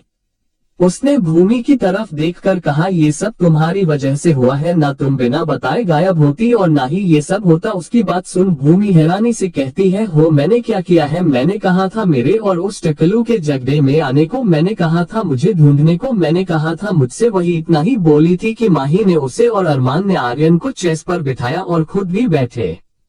भूमि और आर्यन दोनों एक दूसरे को ही घूर रहे थे और अरमान और माही उन्हें ऐसे देख परेशान हो रहे थे। अरमान ने एक लंबी सांस ली और कहा, अब चुपचाप बता कि ये सब क्या हो रहा है, क्या सच में भूमि तेरी वाइफ है? आर्यन कुछ कहने को हुआ कि उसका फोन बजा। उसने कॉलर आईडी पर नाम देखा, गब्बर। एक पल को वह ठिठक गया। फिर उसने एक लंबी सांस ली और फोन उठा लिया, और सामने वाले की बात सुनकर तो उसकी होश ही उड़ गए। उसने बस जी कहा और फोन रख दिया। फोन रखते ही वह खड़ा हो गया और यहाँ से वहाँ चक्कर काटने लगा और कहने लगा, क्या करूँ क्या करूँ क्या करूँ? उसे ऐसे देख भूमि पूछती है, क्या हुआ? तो आर्यन उसके पास वापस बैठते हुए कहता है, वो आ रहे हैं। उसकी बात सुन भूमि हैरानी से कहती है, क्या, पर, क्यों, कब और कैसे? आर्यन बस कल कहता है। भूमि रोने जैसी शक्ल बनाकर कहती है, अब हम क्या करेंगे? तो आर्यन बिना किसी भाव के कहता है, क्या करेंगे मतलब? तुम मेरे साथ मेरे फ्लैट में चलोगी अपना सारा सामान लेकर, और मेरा एक दोस्त है जो हमारी कुछ फोटोज को फ्रेम कर देगा, उसे घर में लगा लेंगे, और क्या? अरमान और माही अब भी हैरानी से उन्हें देख रहे थे। अरमान कुछ कहने को हुआ कि वहां कांची आ गई और उसने माही से कहा, माही तुम यहाँ हो और हम तुम्हें वही। इतना कहते कहते रुक गई। उसकी नजर पहले भूमि पर गई, फिर आर्यन पर, और उसने फिर भूमि के आगे अपना हाथ करते हुए कहा, हाय भूमि कैसी हो तुम? भूमि उससे हाथ मिलाने के लिए अपना हाथ आगे बढ़ाती है कि आर्यन उसके हाथ को पकड़ लेता है और कांची को घूरते हुए कहता, अच्छी है तुम्हारी दुआ से। वही इतना कहकर खड़ा हो जाता है और अरमान की तरफ देखकर कहता है, मैं तुझसे बाद में मिलता हूँ। वह भूमि का हाथ पकड़कर उसे वहां से ले जाता है। अब अरमान ने उन्हें एक कपल की तरह देखा। जहां आर्यन की हाइट 6 फीट थी और मस्क्यूलर बॉडी, वही भूमि की हाइट मुश्किल से 5:5 होगी और वह दुबली पतली भी थी। दोनों साथ में काफी अच्छे लग रहे थे। अरमान खुद ही मन में कहता है, क्या सच में तू शादीशुदा है? अगर ये सच है तो तेरे एक्सीडेंट के टाइम पर तेरी वाइफ कहाँ थी? और मम्मा ने भी मुझे इस बारे में कुछ नहीं बताया। तेरा खुद का फ्लैट, अब तो तेरी शादी के बारे में पता लगाना ही पड़ेगा। वह यही सब सोच रहा था कि कांची उससे कहती है, हाय अरमान, आप भी यही है, तुम्हारे और आर्यन के बीच कुछ हुआ है क्या, और तुम भूमि को कैसे जानती हो। अरमान ने उसकी बात इग्नोर कर अपने सवाल पूछे। कांची उसके सामने वाली सीट पर बैठते हुए कहती है, भूमि हमारी फ्रेंड की बहन है और आर्यन का तो यही स्वभाव है। अरमान और कांची दोनों बातें करने लगते हैं और माही वह बस बैठी एकटक अरमान को देख रही थी, पर अरमान ने एक बार भी उसकी तरफ नहीं देखा। बातों बातों में ही कांची अरमान को बताती है कि माही इलाज करवाने के लिए रेडी है और कल उसकी डॉक्टर सांची के साथ अपॉइंटमेंट है। अरमान को ये जानकर दिल में सुकून मिला, पर उसने जताया नहीं। कुछ देर बातें करने के बाद अरमान वहां से चला गया, पर माही अब भी उसे जाते हुए देख रही थी। क्रमशः चैप्टर 98 आर्यन का सच और आरव का प्यार। सोचा था आराम से एपिसोड अपलोड करूंगी, पर आपकी कमेंट पके अभी ही कर रही हूँ। अरमान जैसे ही पार्किंग में पहुंचा कि उसने आरव को कॉल किया। आरव ने 2 रिंग में ही कॉल अटेंड कर लिया। फोन उठाते ही अरमान ने पूछा, किसी कांची को जानता है। आरव ने तुरंत कहा, नहीं मैं किसी कांची को नहीं जानता। तो अरमान ने फिर कहा, और भूमि को। उसकी बात सुन आरव ने कुछ सोचते हुए कहा, आपको कैसे पता भूमि के बारे में। जैसे ही अरमान ने ये सुना उसने कहा, मतलब तू जानता है तो अब चुपचाप शुरू हो जा, क्योंकि आर्यन ने मेरा दिमाग घुमा दिया है।